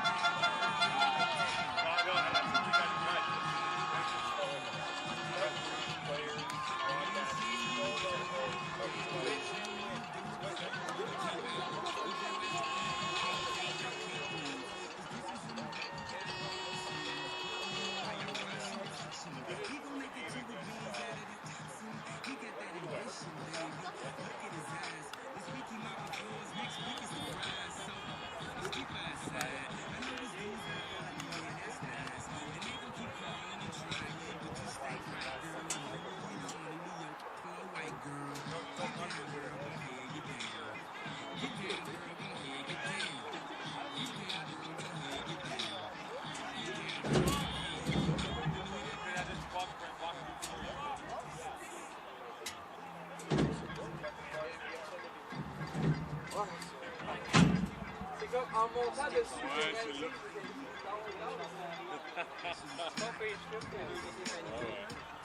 mais correct.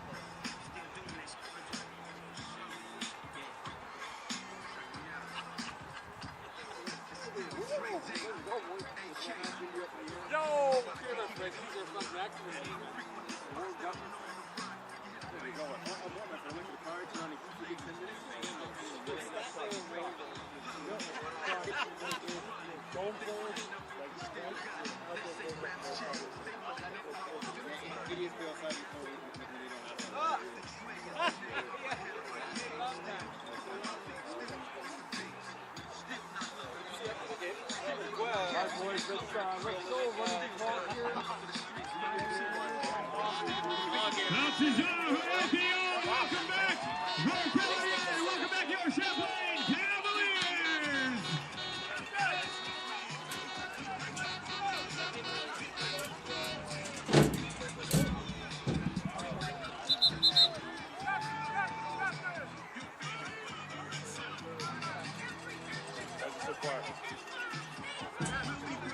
Yeah, that's all right.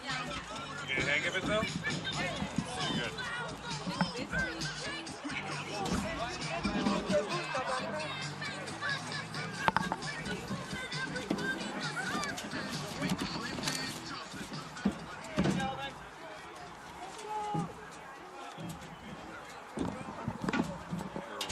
Start up first, so wait for you to come up and then we'll.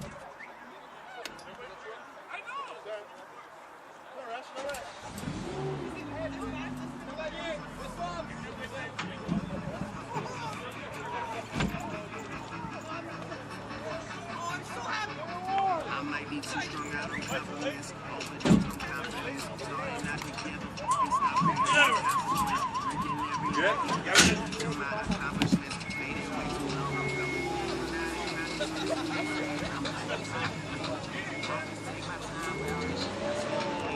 Good job, Mo. Oh, we gotta stop. We gotta stop. We gotta stop. That's it. Yes, I thought it. Get so direct.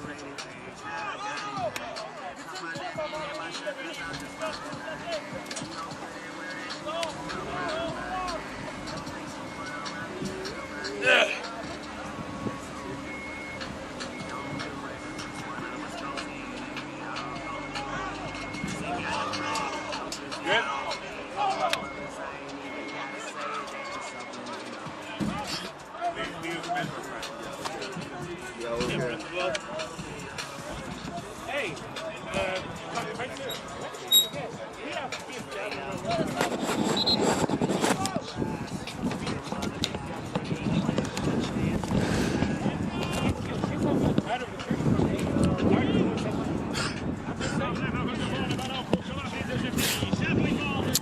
here we go. Welcome back here to Seaway 3, 23-7 lead for the Cavaliers over the P&A of Rimouski. A lot of work to be done for Rimouski as they'll kick off this ball here. And you have to wonder if maybe onside kick, and it is indeed, and this is going to be caught by Rimouski, and the first momentum swing going to the teams in orange on the onside kick. And the thing is, a number of the coaches saw that coming right away, right? They were yelling right here, right? That was coming. I mean, Max Kevin Jocelyn, the running back coach sitting right now, standing, I should say, right next to us. He's like, watch out for the onside, watch out for the onside, as were a couple of the coaches on the Champlain sideline. And yeah, good execution right there. So I would like to jump into the air.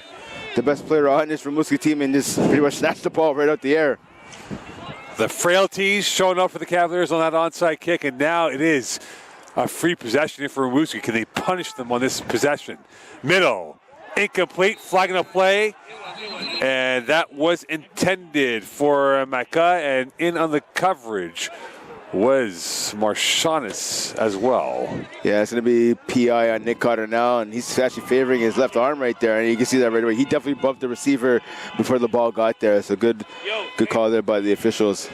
In a span of 20 seconds, this game has changed. And Carter now is hurt, took a knee. And with that, the accelerator of this offense. And with that coming up with the onside recovery in the air, and Cardinal will have to go off on the sideline, and they'll have to bring on the backup, and they'll bring on number 32, and Alessandro Morvillo in for this next player too. Yeah, so Morvillo, big shoes to fill right there. Replacing Nick Cardinal. Cardinal, an interception already in this contest. So you have to think right now Rimouski might be testing on Morvillo, again fresh off the bench. And again coming in, obviously like everybody else, right after halftime, right? Getting your number called, next man up, so we're going to have to see what Morvillo brings to the table here. First and 10 for the 43 for the P&A. Damol throwing that in stride, open space, far side, and that'll be close up to the first down. Caught by Barbier in on the tackle with a plethora of players led by Jacob Diosamina. Yeah, good eyes there by the quarterback. Ray saw that check down, saw that crossing route right there by Barbier. Hit him in stride. Barbier able to pick up 9 yards on first down. So this is reminiscent of this drive so far of what we saw Rimouski do in their first drive to open the game. They're able to move the ball up and down the field with ease. Handoff middle. And this will go for about 3 or 4 yards for Lavoie. Yeah, first down. And this is starting to become a firebrand here for Rimouski. They have flown out of the blocks here onside recovery, and now they're inching closer towards a chance to score more points. Yeah, definitely. See the big man there, Riley Whitaker. One of the, actually, no, Thierry Antil, my apologies, number 66. One of the offensive guards. He was slow to get up. He definitely has a noticeable limp. Even Mac Kevin Jocelyn sees that right here from our broadcast area as well. You have to imagine they might be sending a blitz. Yeah, he can't move. Roll out. Damol Dion has plenty of time, and he will take off, and he will go out of bounds as Hertz was in on the track. And this will bring up a second down coming up here for Champlain. Yeah, quarterback didn't see anything he liked downfield. Now first down officially.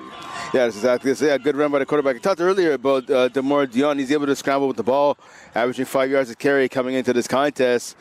137 yards, 3 TDs. Didn't see anything he liked downfield, so I'm going to keep this myself and pick up the first down with my legs. And if the P&A pull off the smash or grab win, this might be the play that got them this victory. And the bounce out, Lavoie brought down by a plethora of Cavaliers led by Tyler Sauvé. And that went for nothing. And right now, they have not gotten anything from Lavoie for the majority of this game. Yeah, that's it. I mean, again, with the exception of that first driver, he was running the ball efficiently, averaging about 5 yards a carry. Yeah, he hasn't done anything since then, so that's a credit to the Cavs defense, putting up a wall of black and blue right there. We saw them do it once again. Tyler Sauvé, leading the way. Loss of 3 on that play for Lavoie. Damol Dion, slant, caught, and this will go for about 4 or 5 yards. And that was caught by Micah once more. And this will bring up now a third down and roughly about 6 or 7 coming up here for the P&A. Yeah, Micah was open, as was Maxime Tardif, the backup running back. He did a route as well. He was open over the middle. So from the 13, 12:20 left here in this third quarter play. And right now, Rimouski looking like they are in the mood for points. Intoxicating football from them on this drive. Champlain sell out for the run. Here's the blitz near side. Going into the end zone, up in the air. Great tracking, touchdown, Rimouski, Barbier. Yeah, and that ball hung in the air forever. Give a chance for Barbier to find it and address his route. Nice rainbow shot right there. Nice rainbow throw from the quarterback and Demore Dion to Antoine Barbier. And again, first drive of the game, the Rimouski came out and they punched the Cavs in the mouth. Now they've done it in the first drive of this second half. Barbier's third touchdown of the season, and it comes at a crucial moment early in the second half. And you just see now the momentum, the energy levels have popped up for Rimouski and for the Cavaliers. A very sullen bench right now. And now the pressure is on the home side. And they're up by 9 for sure on the scoreboard, but now the pressure goes back to this offense if they can come up with points here, because if they pull off a 3 and out, then Rousi gets the ball back here. That's exactly it. So for the Cavs right now, listen, I mean, halftime came, right? So the momentum that the Cavs were able to get in the first half, especially that late touchdown, that kind of got cooled off a bit with halftime, right? And we saw their defense came out, speaking of Champlain, right? Defense came out, special teams came out, they gave up the onside kick.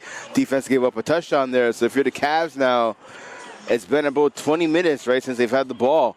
They're going to have to come out now and restart the engine, restart the motor here. Let's see if they can be firing on all cylinders with their first offensive drive here in the second half, because they're going to have to answer the Rimouski drive. Game more interesting now. The frailties popped up for the Cavaliers. And now the seed of doubt in the minds of the Cavaliers on a potential onside kick again for Rimouski. Can they go 2 for 2 for that option? And they'll go for the line driver instead. Gregoire from his own 10. Going up to the middle, far side, he goes. Gregoire surveying, still going to the 30, hopping his way through, and he is still going towards the 43-yard line. It was a light jog that ends up being beneficial, but there's a flag on the play on the near side. They'll decline that, and this will be great field position for the Cavaliers. Yeah, it's offside against Rimouski, but as you mentioned, it's waved off immediately by Champlain. So a good return there by Emile Gregoire to Mr. Everything for this offense. Obviously right down special teams as well, right, for the Champlain Cavaliers squad. So he brought the ball all the way past his own 40-yard line. So I think they're taking over the ball. I want to see the 42 here. And there's a flag on the Cavaliers as well, so they'll move it back. So again, Champlain shoot themselves in the foot with some more. But I mean, there was penalties called on both teams there, so the Cavs shouldn't be moving back. Just be offsetting penalties. It was an OC. It was a UR. Oh, okay. So that's what it was. And right now, the Cavaliers have been creators, and yeah, the officials. Yeah, that's exactly what I said. It should be offsetting penalties here. The officials huddling up right now, so it's either going to have to. It's either going to be a re-kick. Yeah, it's going to have to be a re-kick right here. That's the only option you could have, unless you wave off both penalties and have the ball where Gregoire finishes return. So with that, initially looked like it was after the whistle, but now they will indeed, Brent, have to kick off this ball. So Rimouski will have to bring on their kickoff coverage teams. So, and this really works at the Cavs' benefit here, because if you're the coverage unit on this kickoff, right, you have to run down the field once again. Obviously, the officials talked about it for a couple extra seconds, so that brought a bit of a breather for the coverage units for Rimouski, but again, they're still going to have to kick off the ball here.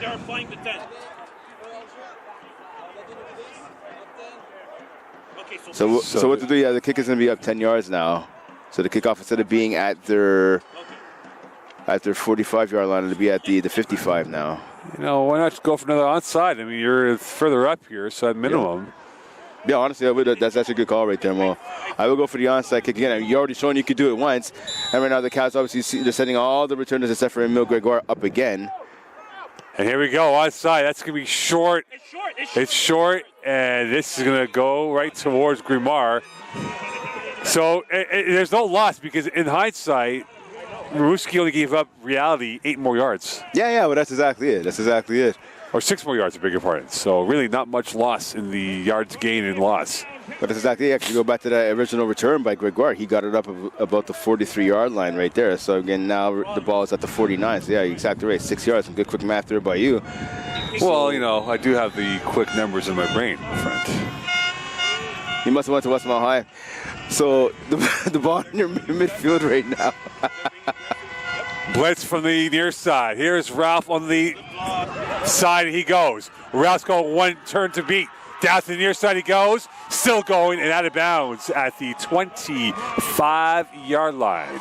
And a good starting run for Jalen Ralph, who had 444 yards during the regular season.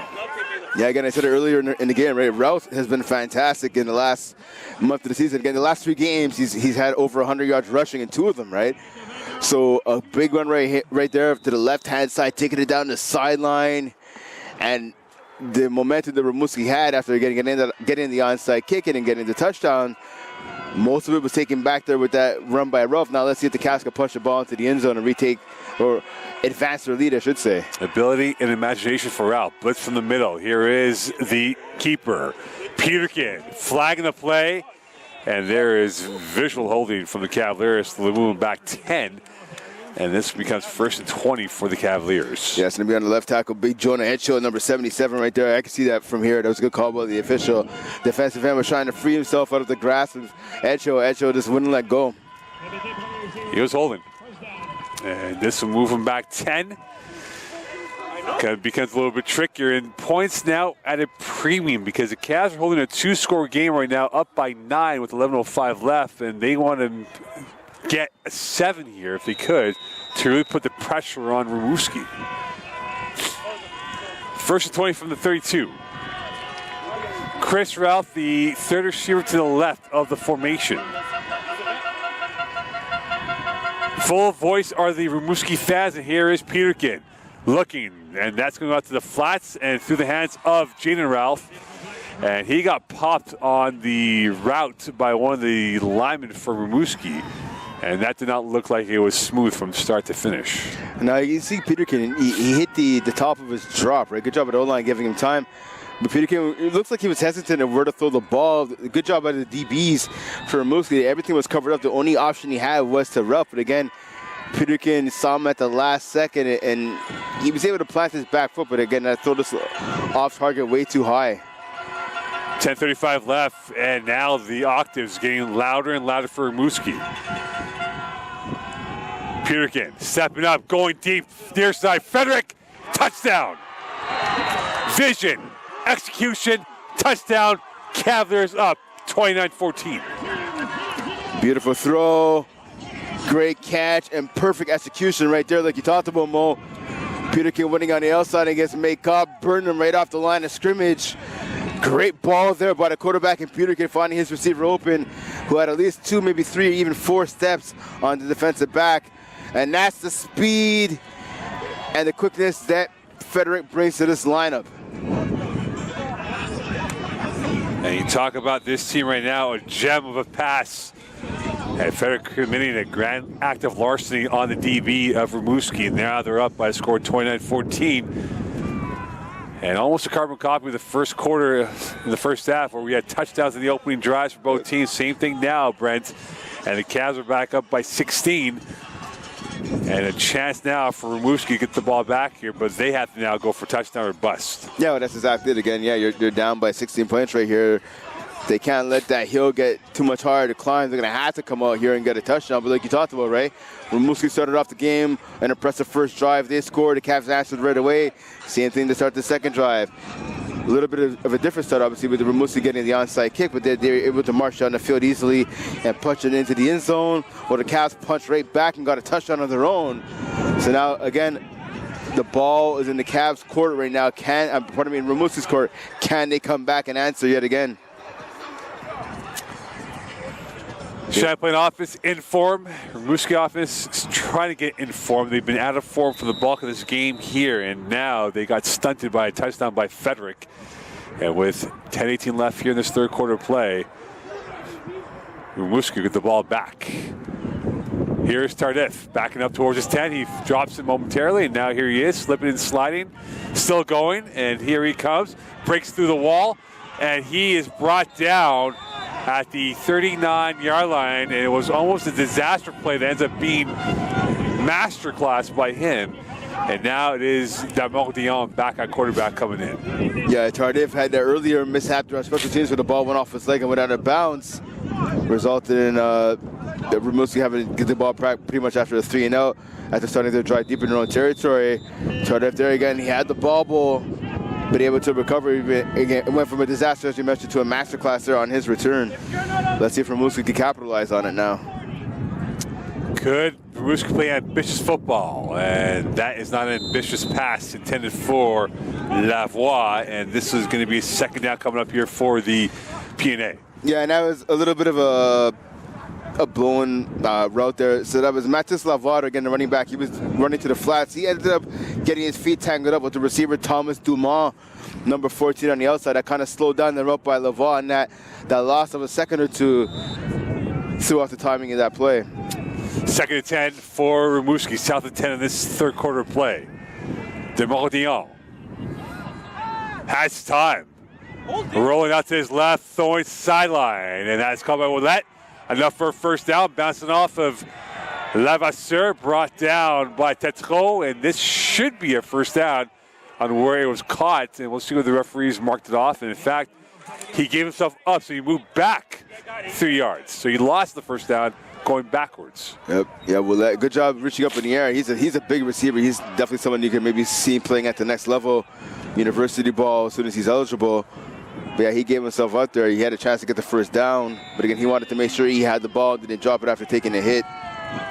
33, low snap, handoff, and Lavoie will get more than enough for a first down as he glided his way through. And he got tackled by two Cavalier players on that play. Jello in on the tackle. Yeah, good patience and agility right there, and footwork by Lavoie, looking to his right, looking to his left, waiting for the holes open by the big boys, by the O-line up front. And they did exactly that, and Lavoie found it, picked up the first down. Sizzling start for the second half. 8:35 left in this third quarter. Low snap again. Demordion going deep. He's got a man open. In stride. First down and more, caught by Micah. And that is a first down for the PNA. And they have found their musical acoustics with their offense in this third quarter. Yeah, Micah, they're using his speed to get open again. And that was Alessandro Morvillo. We were talking about him before in coverage. Right there on the outside. It's a good catch there by the receiver. Injured Cavalier, and that is Damonte, who's down right now on one knee. So this game has brought another intrigue right now. We're seeing the accelerator being used by Rimouski in this third quarter. And now for the Cavaliers, this might be going score for score. And we talked about this Rimouski team. They're 6-0 when they score 30-plus points.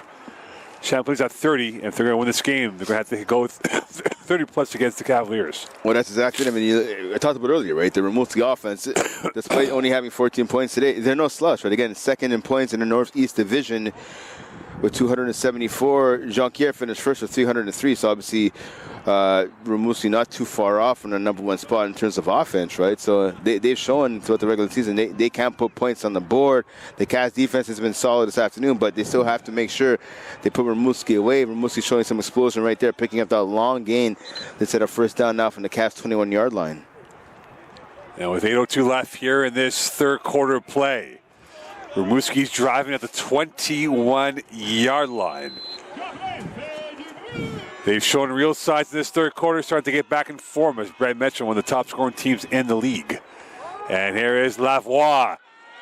And he will gallop towards close enough to a first down. And right now, the Cavalier defense leaking with their defense. Yeah, the Cavs right now, they're going to have to channel some of their defensive play from recent games. Right, the last 4 games, they've had 12 sacks, 19 tackles for loss, 5 INTs, and a touchdown. As Tyler Sauve scored a touchdown in a 44-22 win over Shawinigan a couple games ago. So the defense has been playing good so far here this afternoon, but now you're giving Rimouski a little bit of life. So the Cats are going to have to up the intensity here, up the pressure, maybe get some pressure on the quarterback. Going to the end zone, and Grimard, INT for him, number 2, as that ball was overcooked on the pass for Ouellette, and Grimard punishes that drive for Rimouski. Yeah, and that was just a horrible pass for the quarterback right there. You see the quarterback and number 6 and Demar Dion talking to his receiver and Julien Ouellette. Ouellette was open. That's no fault on the receiver right there. The receiver was open. It's that pass. The quarterback air-mailed it and put way too much air under it when it didn't need to be. And we saw Grimard there jump up and make the INT. So, again, I talked about this Cavs defense right before the play happened. Their numbers recently, right? 5 INTs over the last 4 games. Obviously, they had a couple here today, and Grimard added to that list. Again, this Cavs defense has been forcing turnovers, and they do it right there. Big stop right there by Champlain. And that stop could be momentous in their drive to win this game. Here's a big hole. Gordon's still going, and he's pushed back by a plethora of P&A led by André-Philippe Dubé in on the tackle. Yeah, good call right there. Slow the game down a little bit. You have success on the ground. Go back to the run game a little bit. You know, get a couple yards. Get out the shadow of your own end zone there. That's a big runner. Brings the ball all the way up to the 25-yard line. Getting set up now, 2nd and 5. You can stick with the run game here if you want for Champlain. I would imagine they do that here on 2nd down. And with that, from the 25, 6:20 left here, 6:18 left on the game clock. Gordon in the backfield for this play. Peterkin, passing play, swing pass. Gordon, open space, far side. And he's brought down, and that is a hip tackle brought down by the linebacker by Harrison. And this will bring up a 3rd and 2, if not 3rd and 1, coming up for the Cavaliers. So that was basically a long handoff right there. I mean, it's a little short pass, obviously, but that's essentially a handoff. So he's able to pick up 3 yards on the play right there. So now 3rd and 2. You can go back to the pass here. You can stick with the run. Okay, just want to make sure you pick up the first down because, again, you have the ball, pardon me, on your own 28-yard line. You do not want to kick the ball back to your opponents, especially after the defense was on the field and just made a huge stop. You want to carry that momentum over now. Gordon, left side.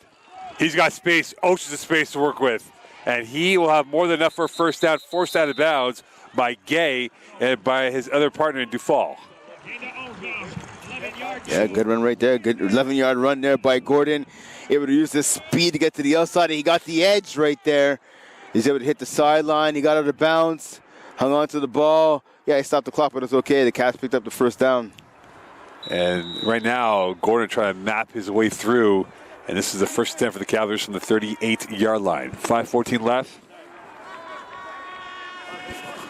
And this quarter play. And it is Peterkin who's been reliant on his running game so far today. And here's the reason why.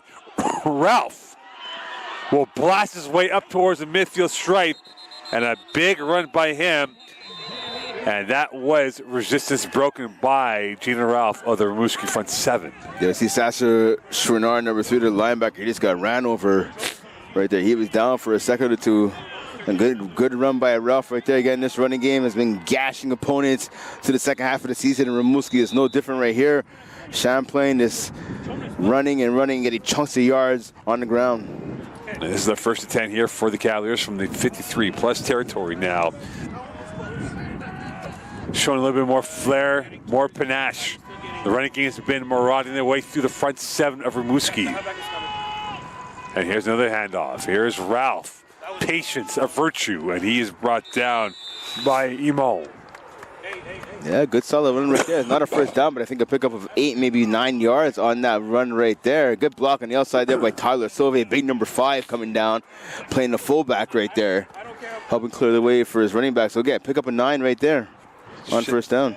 Champlain showing a sense of adventure right now. It's been a serial attack of running plays by Gordon and by Ralph. Ralph is still in the backfield. Sauve now the 10 to the left. Peterkin pumping, plenty of time. Going to his left. Flagging the play will be hold on the Cavaliers. And they will push him back 10. So Edshow's going to get called for holding here, and you can hear all the way on our broadcast area. Number 73, Dante Clark, was saying that's crazy. He doesn't agree with the call. I can't say I don't want to say I can't blame him. I saw a bit of a hook of the arm there by Edshow. So it's a technique that a lot of linemen use. It's very rarely called though, even when the officials see it. But again, the official saw it right there. So the defender was trying to get free of Edshow. Edshow wasn't grabbing the jersey, but what he did is he kind of hooked his arm underneath the arm of the defensive end. It very rarely gets called though. 3:20 and counting. And right now, the Cavaliers fancy more points in this third quarter. Renegades have been the central figure. And Champlain now trying to bamboozle this Rimouski defense. Peterkin spinning, looking, flushed out, evades, still going backwards. Peterkin still keeping the play alive, looking, rolling, and he will throw it away. Intended for Ralph, perhaps, but this will bring up a third down because he was dead to rights in his own side of the football field. Now, I will say there were some receivers open, right? Christopher Ralph was open, number 7, number 15 as well. Isaiah Sassy, but the angle that Peterkin was running, he would have had to plant his feet and try to throw across his body. Better to play safe, throw the ball on turf, throw it away, live to fight another down. Again, 3rd and 11, though, facing this Cavs offense. So Deshaun Gordon back in for this next play. Rimouski starts to run out of the racetrack. 2:55 plus the 15 left in the fourth quarter, and they have to come up with a stop here. They can ill afford to give up points, and if they do, it would make it a 3-score game for the Cavaliers. Yeah, definitely. I mean, yeah, running out of the racetrack is exactly right there. If you're Rimouski here, you have to force a punt here on 3rd and long. You can't let the Cavs convert. Blitz Peterkin stepping up, middle. Caught, first down and more. Plenty of dare, and Frederick coming up with a starburst empty to that play, and he caught that in an orange cone of traffic of bodies. Listen, we talked about PJ Frederick, right? He missed 4 games due to a hand injury earlier in the season. Again, we talked about he came back against Lanaudière, only 2 catches for 4 yards. We say, you know what? Let that be the warm-up. Let the playoffs be the main party. Let it be the breakout party if you want. He's done that here today. 2 TDs. A huge grab there on 3rd and long to extend this drive for the Cavaliers. 1:55 left here in this third quarter. The Cavaliers will extend this drive, and away they come from the 37-yard line. Gordon to the right. Bouncing off. Gordon to the left. Gordon's got space. Gordon's still going. And a first course of appetitive meals from Deshaun Gordon comes up with the main meal of a big gain against the Rimouski front 7. For all the old school football fans out there, Deshaun Gordon looking like Marcus Allen right there on that run. He went to the right, said, I don't like what I'm seeing over here. Let me bring it all the way back to the opposite side of the field. In this case, to the left, to pick up a first down right there. Allen did that a few times against San Fran in his career, and now there's a first down for the Cavaliers from the 21-yard line with 1:08 left here in this third quarter. Yeah, Marcus Allen with the Raiders. Last time they were relevant, Mo Khan's team, obviously. And here's Peterkin. Gordon's still in the backfield. Gregoire, second receiver to the left. Middle, caught. Sauvé! He's going to get close enough, and he's in for the touchdown. Tyler Sauvé. A poacher of points are the Cavaliers, and they got the biggest skin of 7, and now they're up 36-14. Yeah, beautiful route there by Tyler Sauvé running that Texas route, that angle route out the backfield. You kind of fake the out, and then you do basically a 45-degree post right up the middle. Peterkin saw him all the way. Sauvé, good job making the grab, and the surviving the tackle, making sure he crossed the goal line. A show-stopping play by the Cavaliers. And now they're up by 3 scores. And for Rimouski, it is a blow to the jaw and a genuine wobble at their knees, knowing that they are definitely in a cul-de-sac and have to get some serious points going towards the fourth quarter. Yeah, Rimouski right now looking like Glass Joe, taking a bunch of shots and falling down pretty easily. Yeah, and the Cavs in full control of this contest. Again, Rimouski came out after halftime. They had that onside kick. They scored a touchdown. You can see the life on the sideline of the team wearing orange and white. The Cavaliers came right back out and took that away 2 big TDs. 14 without reply by the Cavaliers, and now they're up by a score of 37-14. And now for Rimouski, they have to come up with something going forward. As you can hear the late great Biggie Smalls in the background, it seems like the Cavs have hypnotized Rimouski right now in this contest. So it's going to be on Rimouski to come back and show some fire and show some fight when they get the ball back here on offense. The Cavaliers showing some count for love out there. Pinging a couple of drives by the Cavaliers in this third quarter. If I was going to say maybe the Rimouski's going to try to hit him up there. Well, you never know. Special delivery time. And right now it is the Cavaliers who will deliver this ball to the PNA. It will be the running back, Tardif on the near side, along with Lavoie. So now they got the big runners along with Harrison, who will be the protector, and Tardif will bring it back up from center field.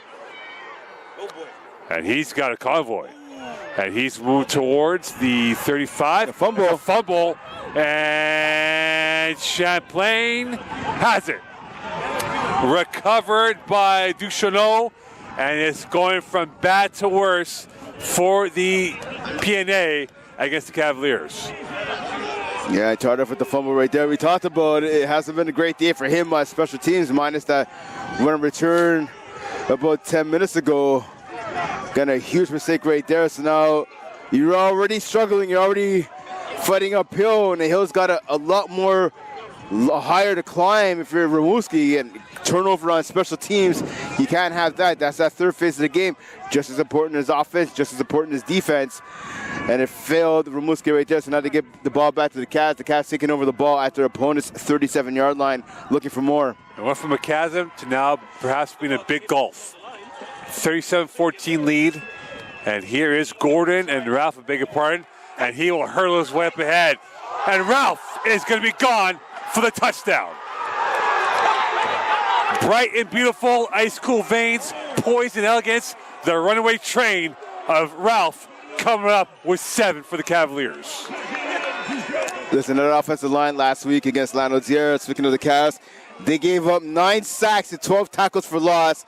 The running game, which has been phenomenal all season long, really struggled to get going in that game. A lot of the backups ended up playing. But the whole line at 9 sacks and still 9 sacks. They said we're not having that this game. Not only have they kept Emerson Peterke clean, but they've created not just holes, they've created craters in the Rimouski defense, and the running backs and Jaden Ralph and Tashawn Gibson, Gordon, have had their way of running through them all game long. A long touchdown run right there by Ralph, extending the Cavs lead now. They're up by 29 points. Dubé is down for the PNA. And right now, Brent, it might be damage limitations for the visitors from Rimouski at this point of the game. Yeah, right now, yeah, it's not looking good. I mean, listen, they're down. It's about to be 30 after the session point, right? 10.6 seconds remaining here in the third quarter. Listen, you still have another quarter of football to go. We've seen huge comebacks before, but right now, the way the Cavs are playing defensively and how their offense is creating these gigantic holes for the run game, I don't like Rimouski's chances of making a comeback in this one. This would be a comeback. This would be the ultimate great escape for Rimouski. Right now, they are stuck in a trapdoor and they cannot get out of it. And the kick is good.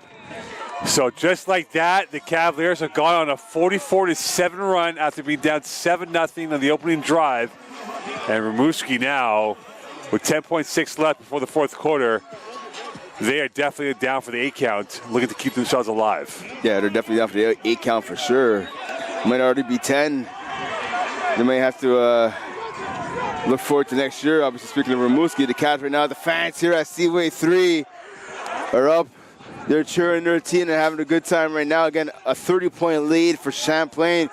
You can't ask for a better 3 quarters than that if you're a fan, a player, or a coach for the Cavaliers. And Champlain, they will not know their next opponent if they do hold on until tomorrow afternoon when the other 3 games will go. But right now, the Cavaliers are in the utopian world. And here is Tardif backing up towards his 10. Tardif now to the near side, and he will get towards the 25, not 30-yard line, depending on whether he was pushed out of bounds. And this will be the last play unless there's a penalty call against either side. So for Rimouski, they'll need plenty of guile to get back in this game, and they'll need at least 4 touchdowns. Yeah, again, the hole is that much deeper for them to climb out of, right? I mean, they're going to have to get a sustained drive here. They can't get the ball back to their opponents. They have to at least air it out sometime during this drive. I mean, might have to be in first play, right? On first down right here, they're going to have to pick up chunks of yards and fast. Last play of the third quarter. Demordion has not been sacked, caught in stride on the crosser. This is a great catch and run, and this is great play, flagging the play. Yeah, I think it's a block in the back, though, against Rimouski here. Barbier will be called for that. Hurtubise is pointing towards the other way, and this should be the last play of the third quarter. And for Rimouski, the men in orange right now are black and blue with the bruises they've taken from this Champlain defense.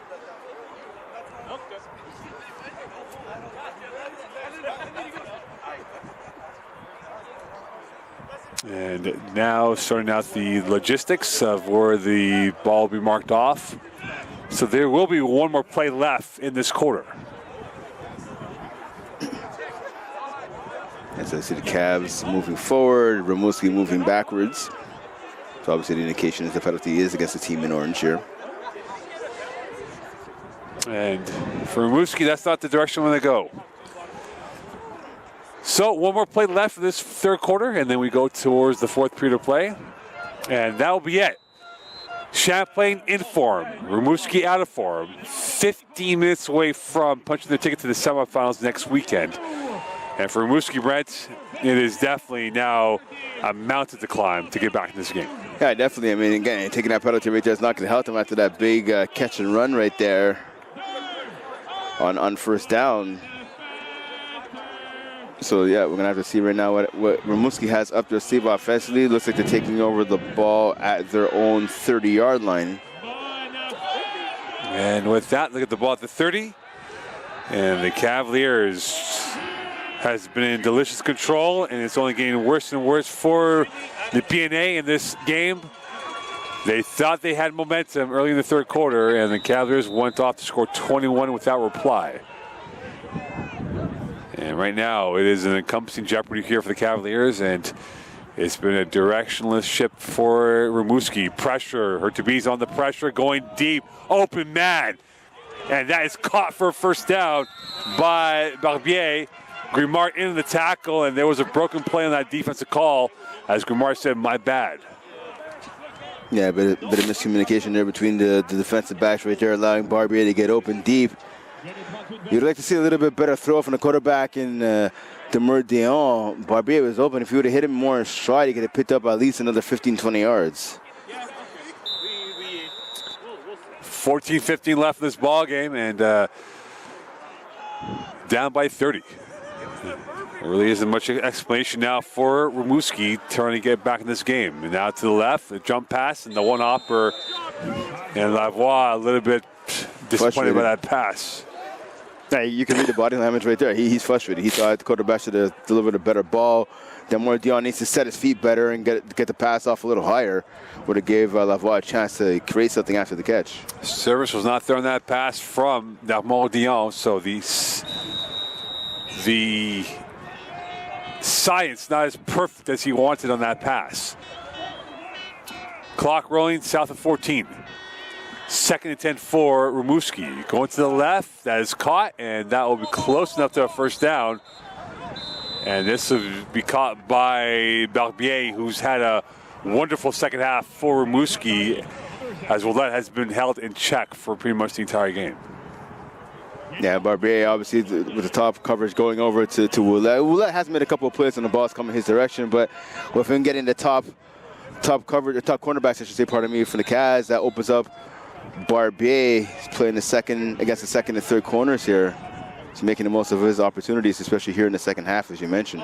Roll to his right. Here is the screen. Convoy to work with. Good call. Lavoie's got it to the near side, and he has got one man to beat out of bounds. Brought down by Carmel. And there's a flag in the play And I don't think this should be illegal man down the field. And that, if that is the case, that would be an awful call against Rimouski. And I'll be perfectly honest, I don't know what the call and is. this is going to go against Rimouski. So it's a block from behind.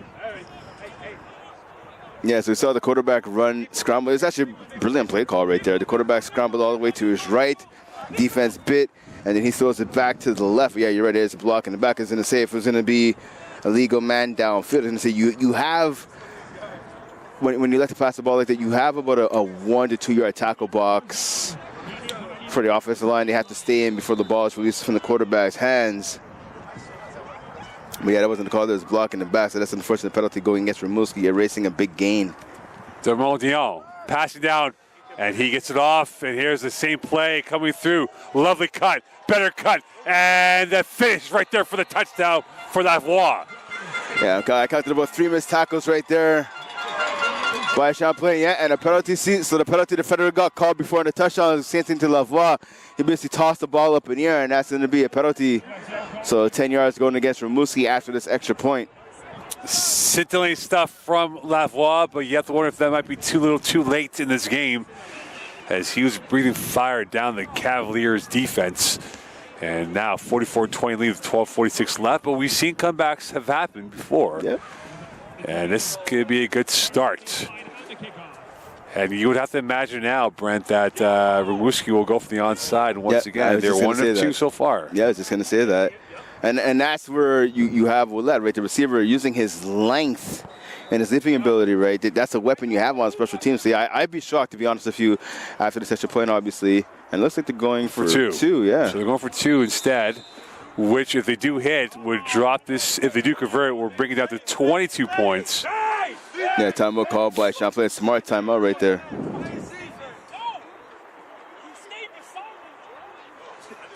And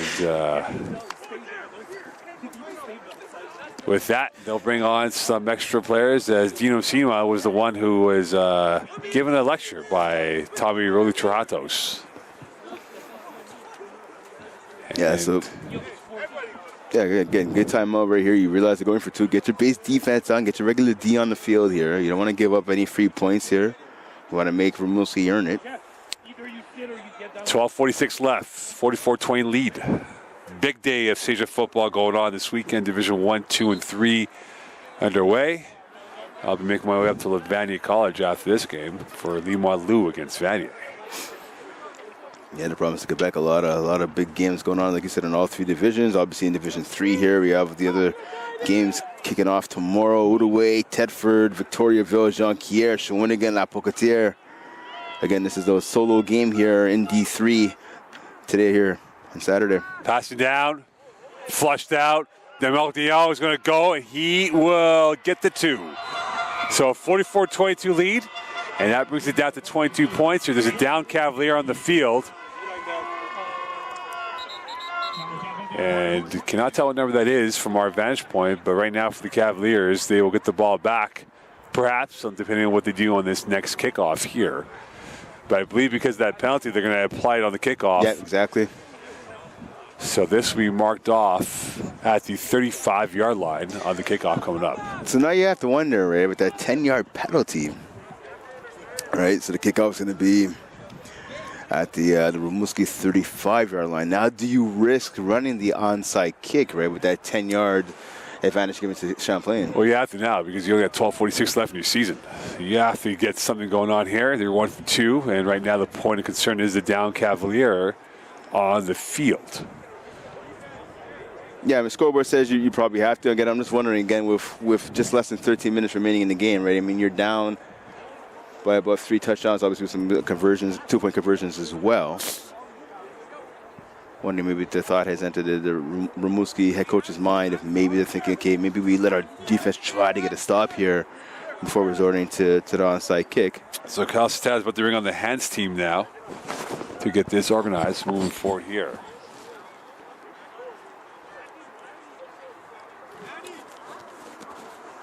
.12:46 left. Blue sky starting to pop out here on this Saturday afternoon. It's been an overcast day on this November weekend, the first Saturday of November, as we're now closer towards Christmas than we are to summer. Unfortunately. I mean, a lot of people say this is football weather. I agree. I mean, I always preferred playing football in the fall than obviously in the blazing heat of the summer. But yeah, it is definitely getting cold out here. The sun is going down, obviously. Looking at the clock right now, it's about... And the clocks go back an hour tonight. Yeah, it's about 3:15 right now in the afternoon. Yeah, you're right. Extra hour of sleep. And then that means winter's right around the corner. Canadian football wrapping up in the next few weeks. And right now the Cavaliers looking to extend their season by another week, perhaps. And they will need some reinforcements out there for the Cavaliers. And try and figure out which player that is. I want to say, I mean, it could be wrong. I think it might be big number 99, Jared Donaldson. Just trying to look at the sideline. I don't think I see 99 on the sideline right now. Yeah, I don't see 99 either. And if that is Donaldson, then that is a big loss physically because of his stature that he presents playing in the middle of the D-line. Yeah, able to play the nose, able to play the feet technique. Yeah, I think he is the biggest D lineman. He's able to sit up at least right now, so that's a positive sign to see. So the bigger inquest now for the Cavaliers is just keep everyone healthy if they can. 12:46 left. And it's not Jared Donaldson. So Donaldson is not on there, so it is a different player on this team. And it appears it is Junior Kiatare who's being helped off, number 90. Which is not good news for the Cavaliers because they don't want to lose many players with this lead in hand. Yeah, still a big loss right there. And you can see, yeah, he's being carried off the field. Actually, he's not putting any weight on his lower body whatsoever, and that's definitely not a good sign for him. Hopefully he's going to be okay, but that's definitely not a promising sign right there. So with that, 12:46 left here in this quarter. And now the biggest concern is Kiatari, who's been helped off. Unfortunately, not able to put any weight.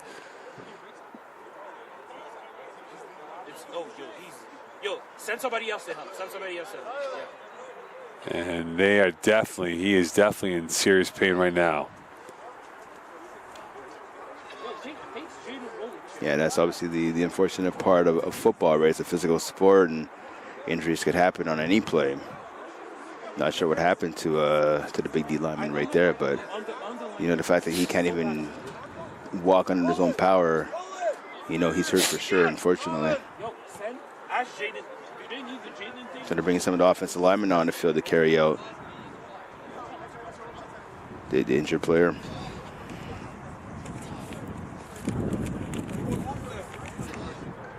So bad injury right there, and there's no question for the immediate. His race has been run for today, and for the long term, if he does play, it's going to be definitely questionable.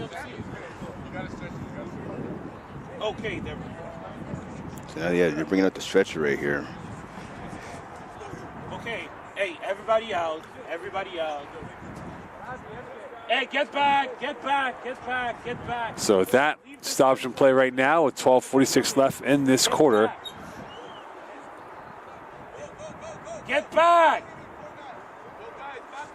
Yeah, teammates obviously showing concern over their fallen teammate right here. He makes his way onto the stretcher. Well, the board coming out here to make it a little bit easier in the transportation of Kiatare.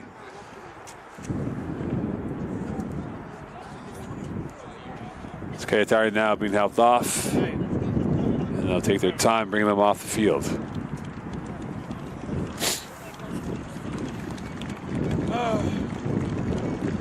The war of attrition is definitely brutal, and the brutality of this game results, unfortunately, in these type of situations that do happen from time to time.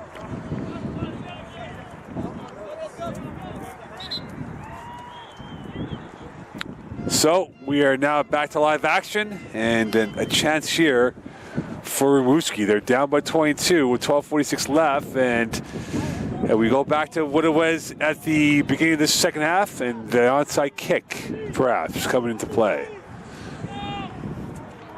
Drapeau, number 20, out there, along with 43 and Timothée. Overload to the near side, and here we go.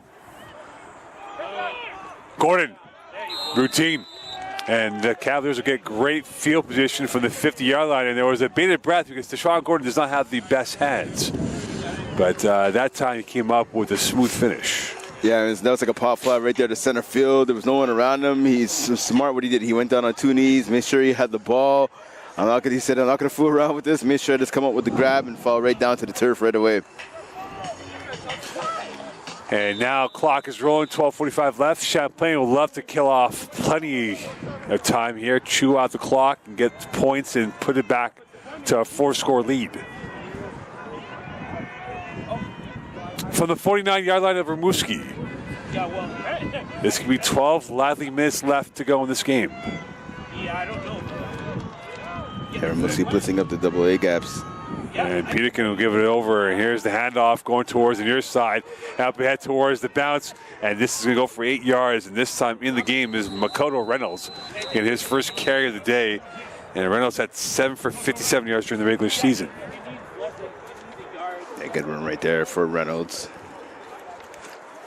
Again, got some extended action last week against Lions here in the regular season finale. So good run right there. Pickup of 7 yards right there. So good run by him. And again, this is credit to the offensive line, right? Offensive line coming out for the Cavs right here tonight, this afternoon, I should say, just dominating the line of scrimmage. And that's how you win football games. If you win at the line of scrimmage, your chances of getting the W are huge. From the 42, Reynolds, left side, and he will have a first down and more. Reynolds going to the far side, 20, 15, and out of bounds just shy of the 10-yard line. And Makoto Reynolds' eyes were bulging because he saw end zone in his sights.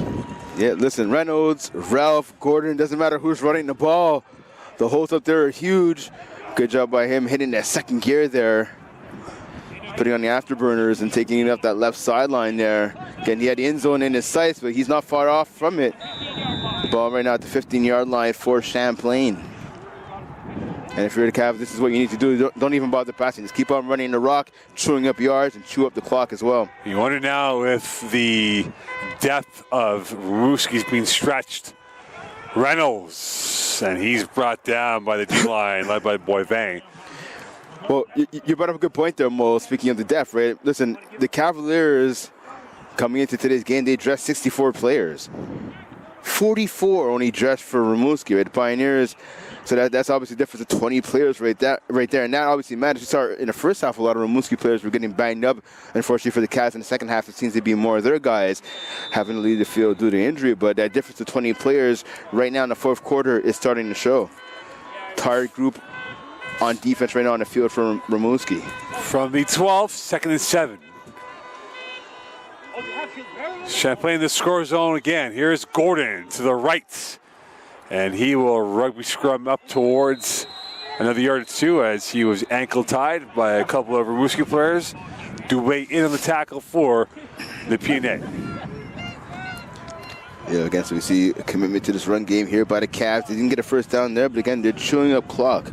Right, in the worst case scenario, you come out of this drive with a field goal right now, 3rd and 5. Don't be surprised right now if the Cavs will look to stay and keep the ball, on the ground. South of 10, Cavaliers trying to harvest some more points on this drive. 3rd and 5 to go, so they can still get a first down and keep this drive alive. Congestion of bodies inside the tackles, and there is early movement, and this is going to be a foul against Rimouski, and that is 5 free yards, and now first down yeah, for the that's Cavaliers. Exactly it. We talked about the Cavs giving their opponents some free yardage, and or at least one first down via penalties right there. Rimouski doing the same. You have to watch the ball. Listen, I know you're itching to get the ball back. You feel like you're still in this game, less than 10 minutes left. You're down 44-22. You want to try to breach the line of scrimmage. You want to try and get there quick, but you have to watch the ball. And as the clock leaks, the season now for Rimouski is going to come down to this drive. They're already on dire straits, but this could definitely put them away.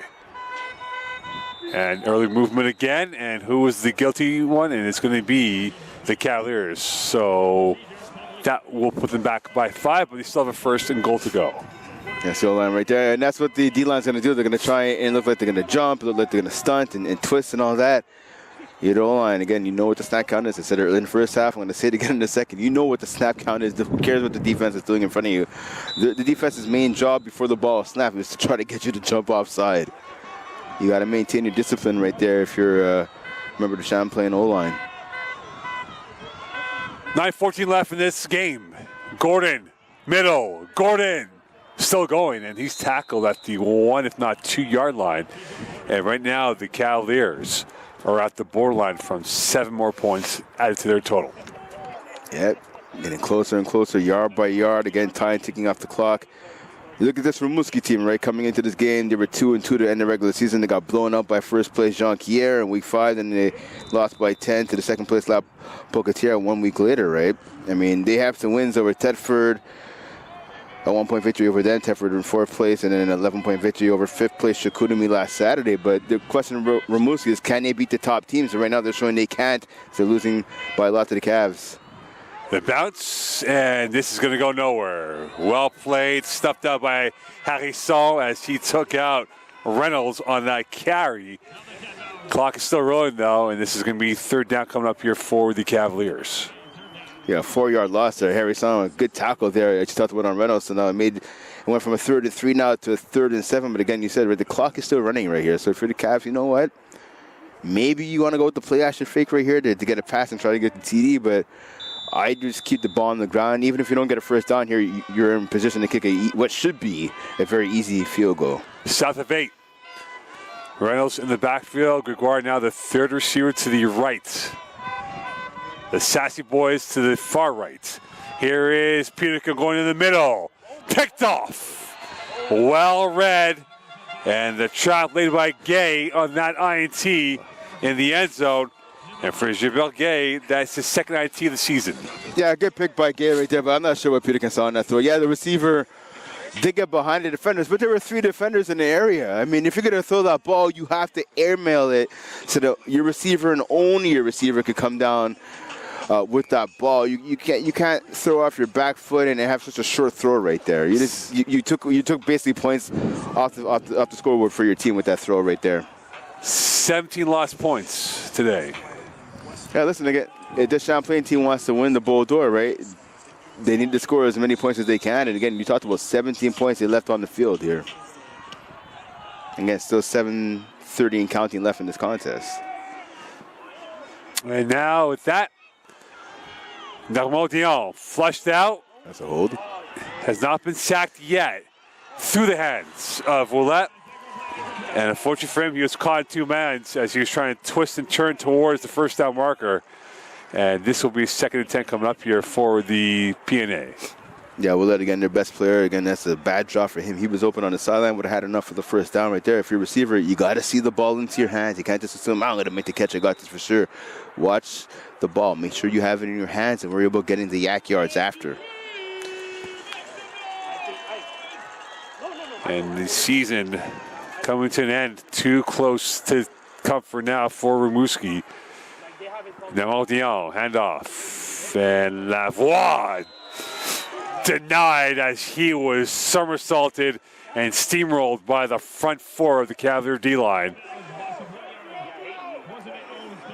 And this will be a 3rd down coming up here for Rimouski. Yeah, 3rd and long. Looks like a loss of a yard there on that carry by the running back.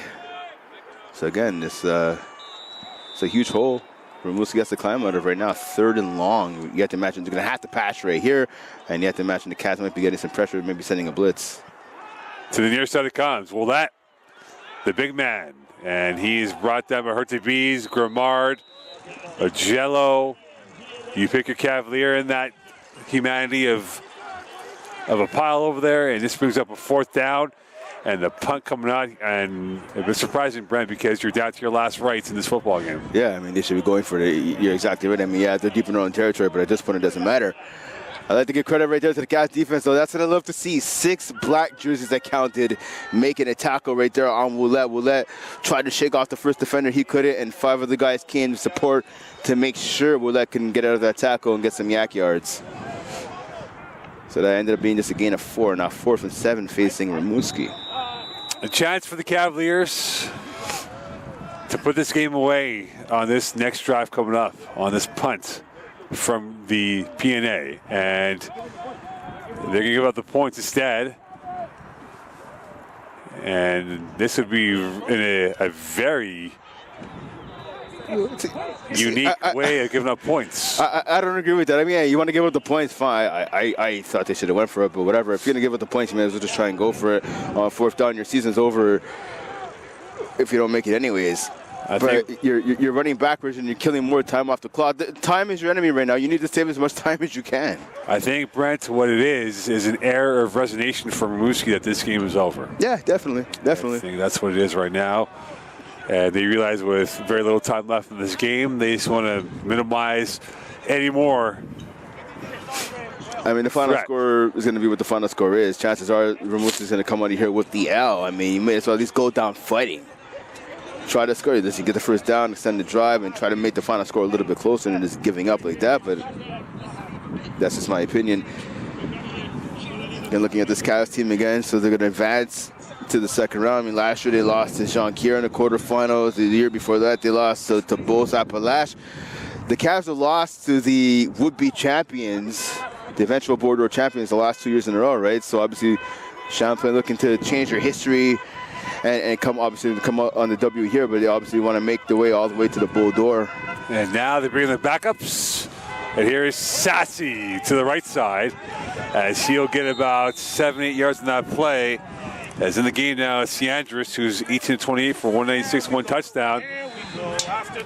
And there's a flag in the play. And if you want to talk about history, the Cavaliers, if you remember, they beat Rimouski in 2016, and they ended up going to the Bull Door. And now they're about to beat Rimouski in this quarterfinal game. Yep, punch your ticket to the semis. And they'll be punching their ticket, and this will go against Cavaliers. And with 5:21 left here in this fourth quarter, a lot to clean up for the Cavaliers as they get ready for next Sunday, and they will now have a chance to extend their season by one more week. It's essentially now looking for extensions of a week, and they are going to be a bit closer towards Trois-Rivières and the Bull D'Or in a fortnight's time. And if the Cavaliers do end up hosting a home playoff game next week, it would be on Sunday. And that would be quite the scene if they do host a home playoff game for the semifinals. Hopefully it's a little warmer than today, although I'm not holding my breath. Neither am I. And Reynolds will go for a yard or two. He's brought down by Lavallee. As we're now south of 5 on our way towards the final stretch of time here in this football game. It's always nice to see some of the second and third stringers, some of the backups get some reps. We saw last week, obviously, Constantino, Ciandris playing the majority of the game. Emerson Peterkin only threw 10 passes last week against Lanaudière, and the 24-21 OT loss against Lanaudière. So obviously, Ciandris got the majority of the reps last week, as you talked about on the season. She's thrown a couple of passes, 18-28, 196, and 1 TD. First team receivers still out there. Ciandris going to the left, and to the right it comes to Frederick, and he goes out of bounds. And this will bring up a fourth down now to punt for the Cavaliers. Yeah, Frederick wanted to pick up enough to get the first down. Unfortunately, he wasn't able to. About 3, maybe 4 yards short right there, but it's all right. You get the ball back to Rimouski. Your defense has a chance to pad the stats. Hopefully, we're going to see some of the backups come in on defense as well. Getting any experience is valuable experience, no matter what the score is in the game. And now Santos Ramirez will have his first punt. I believe, Brett, this is the first punt of the day for the Cavaliers. Yeah, I think you're right. High snap, and that is why it's the first punt. And this is going to go for a safety. As for Ramirez, his blushes will be spared on not giving up 7, but 2. And this will be a 46-24 game, so the scoreline become a little more flattering for Rimouski, given that the Cavaliers had a botched snap. Yeah, and that's Rimouski's luck today. That ball bounced about 5 or 6 times off the turf. Even when the punter went back at the end zone to handle it, It bounced around a couple of times. I wasn't sure if he was going to be able to cover it up in time, and somehow the ball took one final bounce in his direction. He was able to cover it up. Yeah, you can't help but feel a little bit bad for Rimouski right there. So now they get the ball back again after the safety, but they elect to take the ball at the 35-yard line, trying to again make the final score a little closer than what it will be. Hasn't been neat so far for either side, but right now Rimouski down by 22. Damon Dion is going to take off and slide in. And he will get about 2-3 yards on that play. Clock will continue to roll as we move towards the 3-minute warning in this fourth quarter.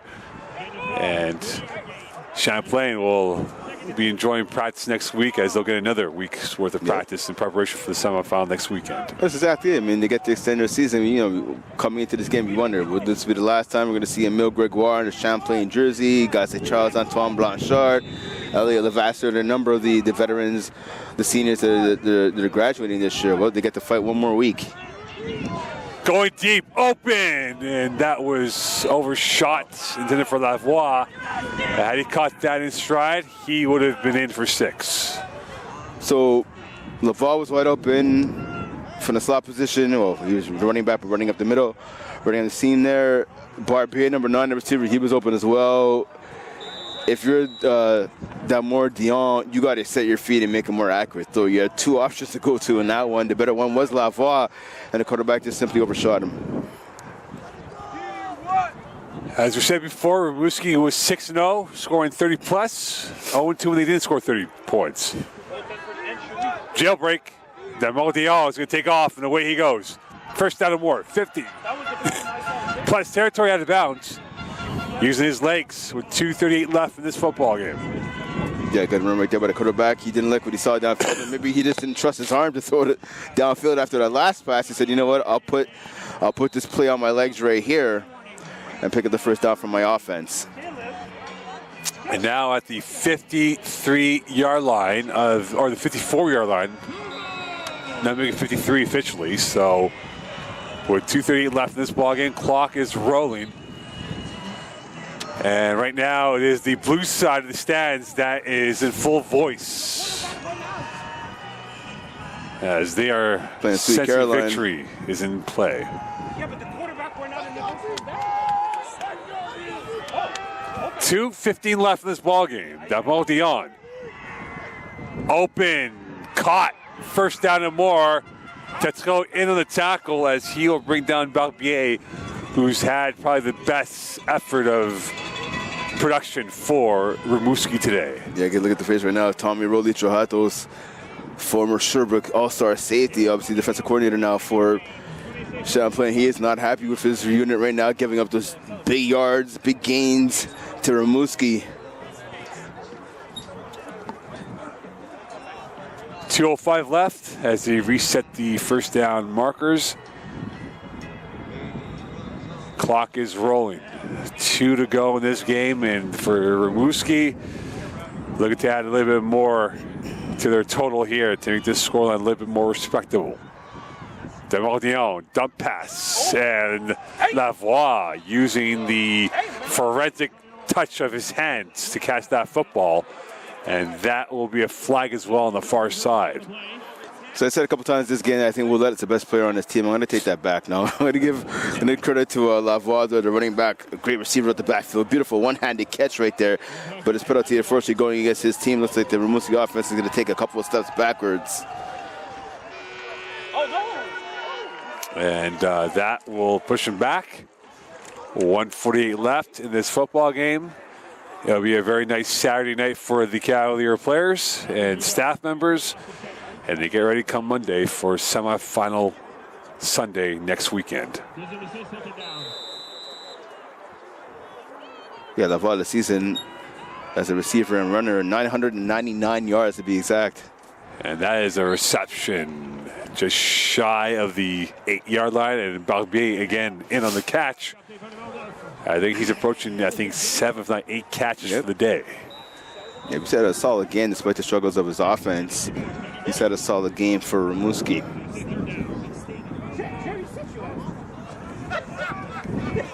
$1:30 left in this game, and for the Cavaliers.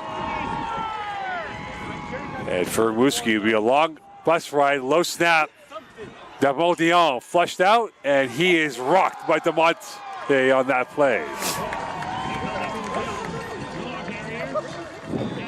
So with that, Brett, it'll be 4th down coming up here for the P&A, and as I said before, it will be a long bus ride, but DeMonte's down on the ground on the near side as Marchand's come back in for the Cavaliers. Yeah, Champlain can't afford to lose any more defensive linemen. So with DeMonte down on one knee on the field, he's been tended to by the athletic therapist or the trainer. Unfortunately for him, that's not going to count as a sack. I believe the quarterback picked up 1 yard.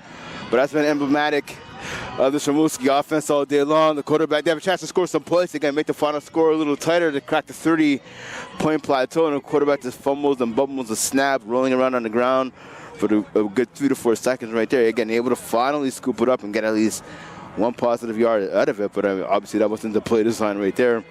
So Rimouski looking to make this 46 to 31 game.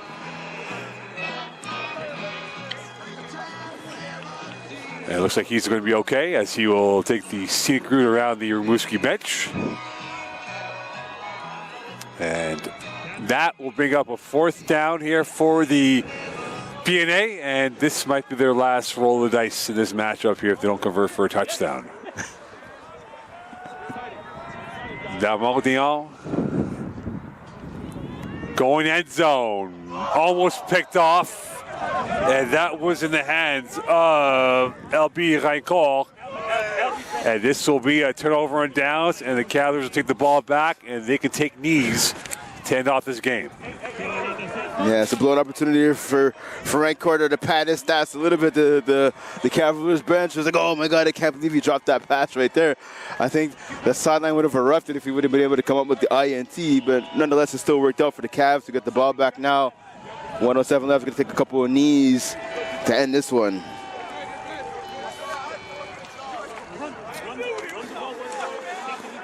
Opening drive, it looked like Rimouski is about to be rolling and going. And after that, the Cavaliers won on a 46 to 17 run. And that will bring up the last drive of the game here for the Cavaliers. Sandris from the pistol from his own goal line. And here's a handoff, and that will go for a couple yards for Reynolds, and that will bring up 2nd down here with 1:03 left as Sylvia will come in for the Cavaliers. So Brett, final thoughts here on this game. Champlain looked a little wobbly coming out of the dock, but it's been smooth sailing. A couple of hiccups here and there, but they have held their own against Rimouski.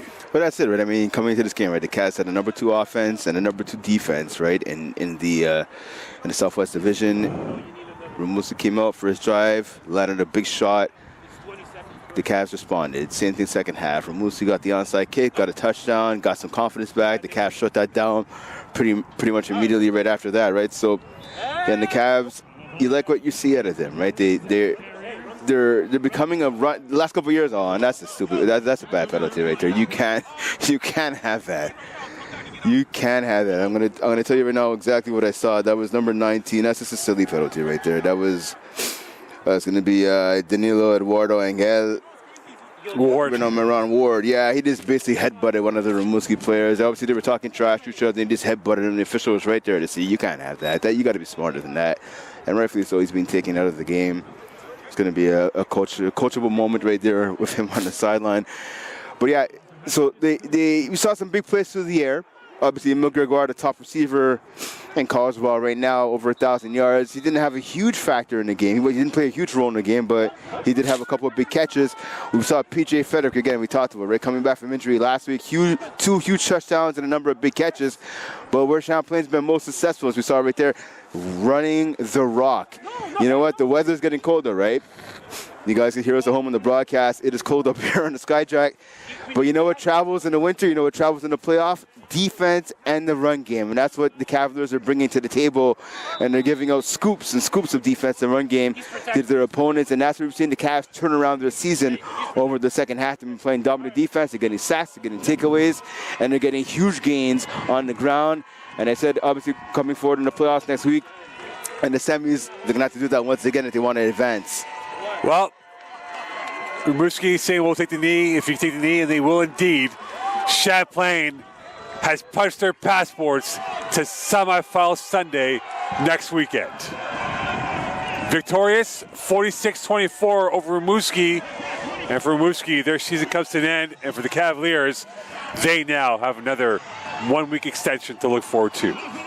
Yeah, congrats to the Cavs again. It's the first time in a long time that they've advanced past the quarterfinals here. You can see the sideline just erupt onto the field.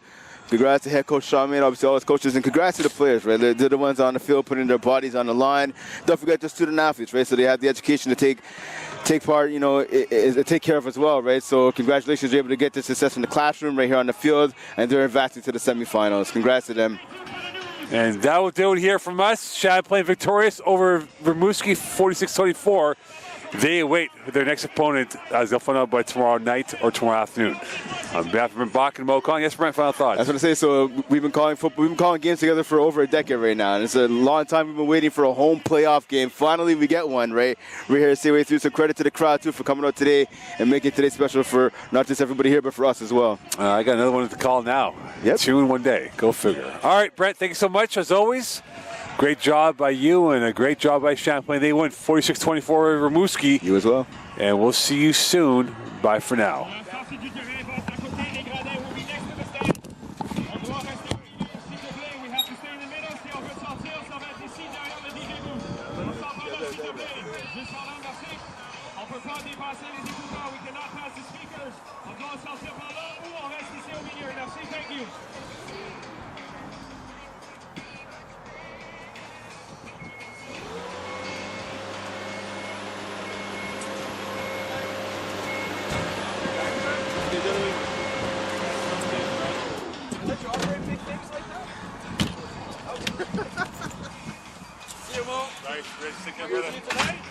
I'm at Vanny tonight. Oh, it's fine. You better get going. Don't worry about me, man. They're waiting for me, man. We'll know tomorrow what we do because we have no idea. Oh, I know. It depends on what happens. Depends what happens on the north. All right. Good job, Brent. Good job. Just want to make sure I got the email, man. It's been a long time waiting.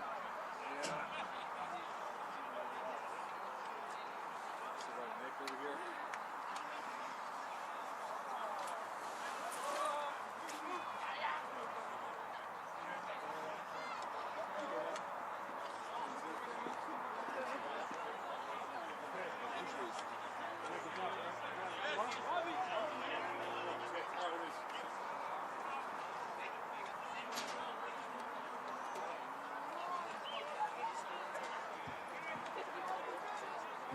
Parents of the Cavaliers. Il y a un padlock juste à l'intérieur de l'école. There's a padlock for you, the parents of the players sur le deuxième étage de l'école. The second floor of the school. When you head over back.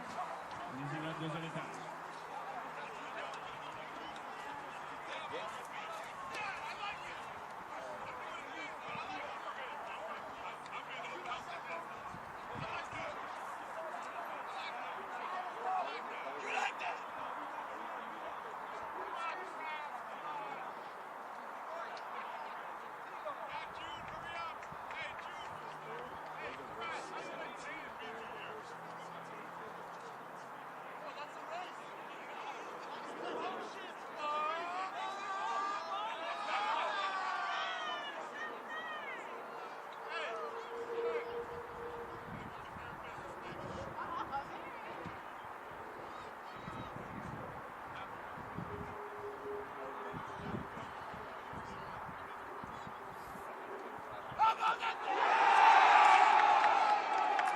Appreciate it.